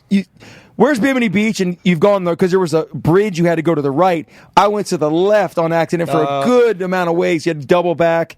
Like, I don't know. The other islands I've been to, like, there's the one, there's like a big beach and there's a couple of pool bars with all the guests from the boats hanging out. It was kind of watered down. I didn't know there's no one kind of around, which is good and bad. It depends what you like. Did you see the cruise beach? And I don't mean like cruise. I mean the crew. The crew, no. The crew had their own beach on the island. Like, as you were walking, right before, like when you went over the bridge. Is that where they were doing the baptisms? Was that part of the crew? I think it was, yes. Okay. It was surrounded by like those plants that you have a picture of those plants in your bathroom. Those tropical plants that grow with Max. You know what I'm talking about? So they had those. They're gigantic. And so what they did is they planted these crazy plants all around this one beach so you couldn't see the beach. Oh, yes. They hid it behind the plants. Because it's for the crew. For the crew of the boat. But yeah, they were doing baptisms and stuff over there, which I was like, well, that's wild. Yeah. When I saw the baptisms, I was like, is that the guests on the ship? But I don't know. It makes more sense that it's the crew, I guess. It would make more sense to me, too. Because it'd be a weird thing to go on some booze cruise to do a baptism. But it would make it more fun. You could sign up for it. Maybe it's a thing you're allowed to sign up for, crew and guests. That would make it more fun if you could have a couple beers before your baptism. I mean, what's the harm? Can I cannonball it? Yeah, what's wrong with that? Just loosen it up. But there were so many little lagoons. I didn't see half the stuff because I'm drinking the whole time and I'm hanging out with everybody from the show. Yeah, except for the Barry Joe. Oh no, we hung out a lot. We hung out a lot. Sorry, I had to say. I just went to dinner with. You hit your breaking point. We addressed it. No, I said it was a joke. We addressed it with him. It was not bad. It was just that night at dinner with just he and I. It was like, it's hard. Hard. I understand. It's a hard talking to someone blacked out. yeah. He was, and I was drinking, but he was drinking. He was drinking. Well, I'm glad you had a good time. Oh my God, yeah. Don't say it's the last one. You got to do another one. You got to do it. It's the last one. Well, we got to. It's the last every one. year. You got to do it. We have to see if there's. Like I was telling people on the cruise because they're like, "Are you going to do this again?" I'm like, "We don't want to do it unless it's a good value for everybody who comes on." Like, so the drink package, like. It has to have a drink package because there's no bigger of a bummer than getting off a cruise and seeing that $785 and seeing that cruise bill they slide. That was the last one I got, $785. Oh, you mean for paying for your own drinks? Yeah. Mine have always been like something like that. And then because you like you're hungover, you leave the cruise and then you're looking at a bill and there's no way you can start itemizing. It always looks wrong. You're like, wait a minute, I didn't drink this much, and then they put your casino stuff on there too. So Andrea's like, like, you said you only spent $200 in the casino. I was like, well, I lied. Yeah. And then you leave, and like you leave with a bad taste in your mouth because you're like, God damn, that's expensive. Yeah, but when you prepay for everything, it's already gone. Yeah. Then so it's not as bad. So like and we're not gonna do another cruise unless it's a good value for everybody and it works. Why couldn't you just? I mean, can't you just make it so smaller? Be like, yo, listen, we're going on this cruise this date. If you want to go, sign up. And then don't make it like a package thing. I mean, like, did we save money by going through Tony? Yes. But couldn't you do another 3-day booze cruise, let's say, on a different boat, and just say, here, we're going on this cruise. Here's the dates. If you want to go, it's a Tom and Dan cruise. But like, Pat, we have to make money. Yeah, I didn't know how to handle this. We're not doing this for when you said that, I wanted to pick up my megaphone and just no, you're right. What the hell are you doing? I gotta get sponsors. Like all those lanyards, they cost money. Yeah. The t-shirts cost money. T-shirts are real The nice. bags cost like money. yesterday in the BDM group. Oh, there's bags? Man, Yeah, it's funny. I'll get you a bag. No, I'm kidding. I don't care. I don't care. It was supposed to be one per cabin, not one per person. Oh, really? It got to, some things fell between the cracks or whatever. I'm joking. No. But and then it's like, and those things that fell between the cracks were bad. But people were actually upset about that kind of stuff. No. Okay, they were like, oh, other people got bags, and I was like, oh, I was supposed to get everybody one per cabin. Melissa didn't get a bag. You don't need a bag. What'd you do? What are you doing? You work for this company, Melissa. I know you paid to go on the cruise. It would have been a nice gesture if we had given it to you free. But we could not do that. We only get so many. We could have given you a bag and put the cruise you bought inside the bag. If more people booked, we could have given you a more free cruise. We could have given you a bag to put your memories inside. Yeah. That, unfortunately, went to Ross. Tracy should have got a free cruise, too. It would have gone Tracy, then you, then Tony. But I think Tony's taken care of. I don't know. He knew everybody on the boat. His business is booming, by the way. Yeah. Oh my God. Yeah. I'll book through him again. That's he pulled me aside. He's like, I'm just swimming in money. Tony swimming in it. Tony told me he's making more than both of us. I know.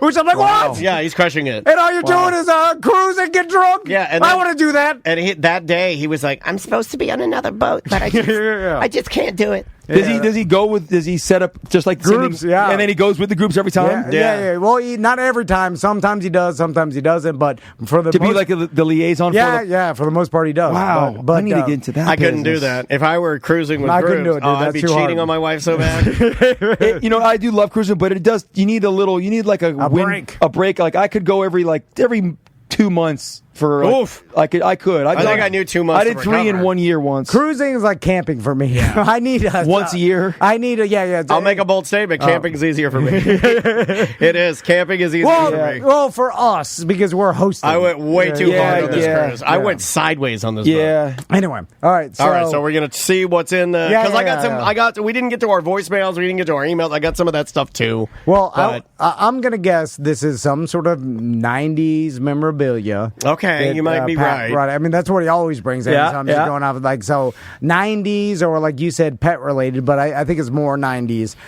But why it's in some sort of square shaped. It's like casserole dish. I have no idea. I don't like the casserole dish. All right, so what do we got here? All right. So it's 90s, it's everything, but it's a 90s gun. Okay, you ready? It's exactly the same. It's got a lot of 90s in it, and I've got my collection of Pez dispensers. Hold them up in frame. There you go. All right. Angle them down just a there. Okay, there we go. It's just your standard box of garbage. So you have become a Beanie Baby grandma. Those were actually... God, I should have guessed a box of garbage. That was my first instinct. So it even smells like box of garbage. Yeah. So like they have a vintage smell. Yeah, for sure. So like a thrift store. What kind of? You got a Ninja Turtle? Yeah, okay, so we got I'll go through a few of these. The classic Pez. We have a Michelangelo. Yeah, Michelangelo Ninja Turtle. We have so many. You must be a Garfield man. We have 25 Garfields, all different Garfields, including, what is that, Luna? Wasn't that Garfield? It's good.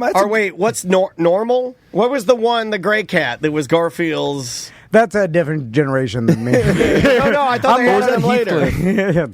I'm more of a Darkwing. We got a Lucy, right? Yeah. From Peanuts. Are there any new ones in here? Nah. Who is that? All right, let me... Sorry, EJ. Is that EJ? Call it EJ. Yeah, let me clarify something first of all. AJ. I want to hear a joke. So, Pat, what made you start collecting these? Here, I'll let you go through some of your favorites. All right, Taz. You got all the Looney Tunes. Taz. You got Batman. By the way, this is exactly this is why you didn't get laid. what hot girls don't want. Bugs. Yeah. You know what? When a man your strength starts pulling out toys, you're special needs. Right? People look at you like, uh-oh. Yeah. So how did this start? Did it start with Chewbacca? I got a bunch of Star Wars ones. Okay. Did it start with like one, and then Miss Piggy, and then you were like, you know what? I should start putting these in a little basket. I know one is repelling one girl, but if I got 100, I could repel 100 girl. Let me clarify this, okay? Someone gave me this entire set, but people just think that I'm into this kind of stuff. Okay. So this was just given to me. I'm not that kind of crazy person where I would have to buy these and collect them. But have you ever bought But I one? do like, my life, yeah. I still see them. You see them around, and And you're look. tempted. I'm looking for, like, what I'm into. Like, is there a Michael Jordan version of one? Or Now, why wouldn't you? No, there'll never be a Michael Jordan one. He's eventually, he's effectively dead to young people, right? The Pez are yellow like his eyes. Big yellow eyes. I hope they put the little Hitler mustache on it. So I just got these as a gift. Do you set them up? Are they just No. Honestly, I have them out there for people to make fun of it for me. Like, I think it's a funny. When do you want to start having people not make fun of you? Yeah, I need it. Now, I will tell you, when Pat came over when he was hiding from DeBear Joe. Oh my God. And he met my sons, and then he showed my sons a magic trick, which Max is still doing. He was doing the other night at dinner. And then I love that. And then I leaned over and I was like, you see that guy that just came? Like, he has a claw machine in his house, and they're like, what? And I'm like, he has. Oh, you made him a superhero to the boys. Yeah. I'm like, and they're like, does it work? I'm like, yeah, it's stock full of prizes, and then he's got a Ninja Turtle pinball machine and like an arcade. And you have a cool setup. Thank you. Yeah, thank you. And then they're like, can we go to his house? I'm like, I'll just drop you off. You can stay there as long as you want. He'll let you sleep in his own bed and drink Jesus juice. Then he'll put you on his train. You can ride around the tree, and then he'll show you his penis later. I did have a Michael Jackson jacket on the cruise. Yeah, and then sometime way in the future, you'll have to describe the horrible birthmark on his penis in court. Yeah, in a tiny suit. But by this time, he won't even look anything like he looks. He'll look like a scarecrow. But we can't determine whether it's sexual or just a weirdo. He's a weird guy. Yeah. Maybe it wasn't sexual. I don't know. No one knows. Was your childhood stolen from you? No, it wasn't. So that's okay. He's just living in it. I'm still in it. I'm still in it. So are you Muscle Jackson? Muscleman Jackson. Muscles Jackson. So back to the Pez. Now, is there any possibility that any of those Pez dispensers are worth anything? There was one. I had a Pikachu, yellow Pikachu. Okay, all right. It was in the case. Yeah. And a buddy of mine I work with is into Pikachu, into the Pokemon. Hey, man, that thing's worth like $4. It was. I looked on eBay. It was recently sold at $12.95. So I gave it to him as a present. I said, "Yo, this is worth $12, bro. Like, this is." You know what I do? Because I've had listeners do this. They'll like give me things. They'll be like, "Hey, man, Pikachu's worth like $12 right in the trash." Yeah, right in the trash. Yeah.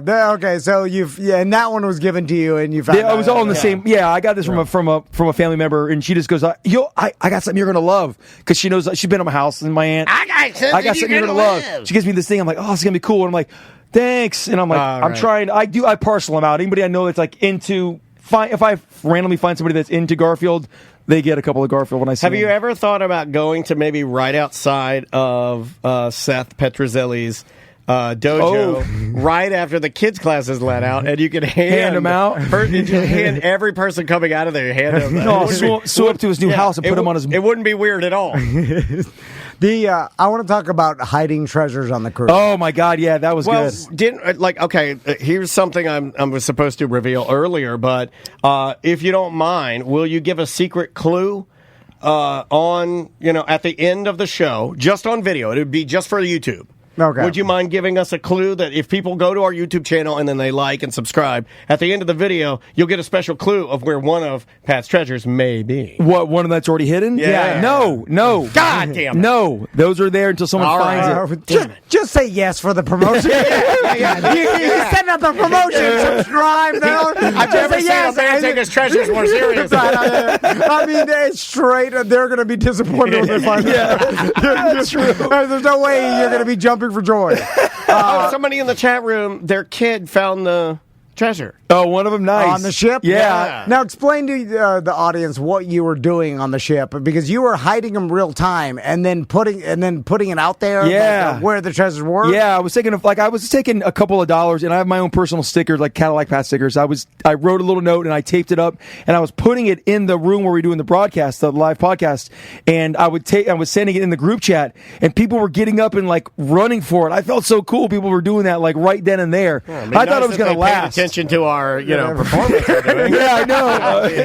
But I guess everybody's a star.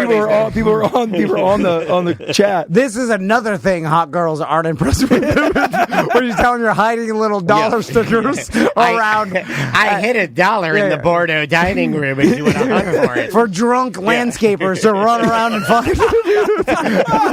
They're not interested. So DeBerry Joe dressed like Sailor Moon can black out and find your sticker. How many treasures did you hide on the... Oh, I don't even... I had planned on hiding many more, but, stuff happens. But probably 10 or 15. All right. There might be a couple. Oh, I hid some in my room. I do this every cruise, that I make, like, I open the drawer and I went under the drawer and I taped some... Oh, you put a psycho note. Yeah, that's going to be there until somebody... I've done that many times on cruises. Do you put your phone number? So no, I put it's got my handles on there. So like if people have found them, not on cruise ships, I don't think, but I've hidden treasures, other vacations, other places, and people message me saying they found it, which is fun for me. Yeah, they'll find them later. And, This is like a more sad version of the stamp you put on the dollar bill. It's like, if found, go to the website. The George Washington. Find George. Where's George? Where's George? Yeah. But some lady found one on a cruise and sent me a message like a year later. It was like a year later, and she found it in the cruise ship. There are people that like throw messages in a bottle. I've done that too. Yeah, and I always wondered like who gets excitement out of this, like someone finding your message. I would after it. Yeah, I don't think I would believe it. Yeah. Well, I dated, but you could fake post predate it. Here's how unfun I am. Like I throw a message in the bottle, like somehow into the Gulf Stream, right? And then it floats to Iceland, and some Icelander finds it and then messages me like, I found your message. And I'm like, that makes sense. It floated over. You're like, checks out. All right. Yeah. Perfect. Water's still working. I knew it would end up somewhere. It's not as amazing to me. Never contact me again. Yeah. Like, I'm not, how dare you? Yeah. Like, I need to be amazed by something. Although, I do like a good, what are those things called? Like, where you hide them? Geocache? No, for like a scavenger hunt. No, it's like for later in time. Time capsule. Like time capsule. Oh, I have those. I have a time capsule. Maybe I got into this in 1991. I hit a time capsule in my mom and dad's backyard. It's still there right now. And 1991. Yeah, I had made myself a little note. Let's go dig it up. Yeah, I can tell you exactly. And I made myself a little map, and the map is still like on a mirror in my mom and dad's house. Like that, I was supposed to dig it up myself like 5 years later. So I never this did. Isn't a new thing. You've been obsessed. Oh, I hit a Mountain Dew bottle inside of a wall that I helped build when I was Wait a minute, that's just called littering. Yeah, but I put a note. Every construction worker does. They use the Bud Light and drop it in the wall. You know why? Because I was a kid, me and my dad, we like tore down a little wall, retention wall in my mom and dad's house, and we found old newspaper, and it blew my mind to find like 1955 newspaper. Yeah, you find like old stuff, and I always enjoyed that. So when I grow up, I'm gonna hide treasures and be celibate. I thought about like when we were remodeling our house, because all I found in my walls was 10 million roach doo-doos, which is disturbing. Oh yeah, it is disturbing. But because they'll poop to the top. Yeah. All the way to the top. top. And it was from the previous owner. They must have a roach problem, in the 80s. My little house had the same thing where the walls were filled to the top because they just had an infestation. Wow. Yeah. I mean, so anyway, and then while the walls were knocked down, I did tell Crystal, I was like, we should hide something in I here. can't believe you didn't. I would, no matter what, I would be doing. Like some sort of, and make it look like it was some treasure. Put a skeleton key and a map. Because eventually, we'll be dead and gone. Our kids will sell the house or whatever, and then someone will eventually knock down the walls again and find this. And it'll probably be some contractor or whatever, and then they get excited. But the problem is, I don't do that because I need the verification now, or at least eventually know that I will see a video of them finding it or see some. Would it be torture to you thinking you wouldn't find, or that no one would find it before you die? Well, I would imagine the chances of us, because we're gonna live a long time in this house, something, and then I'll leave it to my sons or whatever. Or if we do sell it, I'll be old, and then the new owner probably we redid it in COVID, so they're probably not gonna redo it for a while. Knock down the walls. So I'll be way dead, and then no one will see it. Yeah, I need to see it. Do you remember when I had the rat behind the mirror in the little house? Yeah. So when we took the mirror off, we had a rat chewing through the wall. When we took that mirror off, it was like a medicine cabinet mirror that was it was sunk into the concrete or the dry. It wasn't really drywall; it was more like concrete. Yeah. When we took the mirror, there was off, razors. No, when we flipped the mirror around, somebody wrote "Hello." They wrote "Hello, new owners." Yeah, see, I love that kind of stuff. I love that. I do that all the time. That's the closest I've ever come. They just signed it, and remember, it was. But they didn't get to see it. No, but the fantasy is awesome for me. Okay, Daniels, when you pulled out, he doesn't get fantasy. When you pulled out that, did you find any razor blades behind that old medicine cabinet? No. Do you know what I'm talking about? My mom, I thought it was like a myth. If you open an old medicine cabinet, there's a little slot in old houses. It is legit to put old razor blades. And my mom and dad have that old slot. You can Google it right now. You'll see, type in old medicine cabinets with razor blades. It's to dispose of a razor blade into the wall. They just fall behind the wall? Yes, look it up right now. It's a real deal thing. Type in medicine cabinet, razor, anything like that. I like back in the, I'm guessing 30s. It was 40s or 50s. They're there it is. They're you just throw it behind the wall, throw it in the ocean. Yes. It's gone. If I don't see it, it's disappeared. Yes.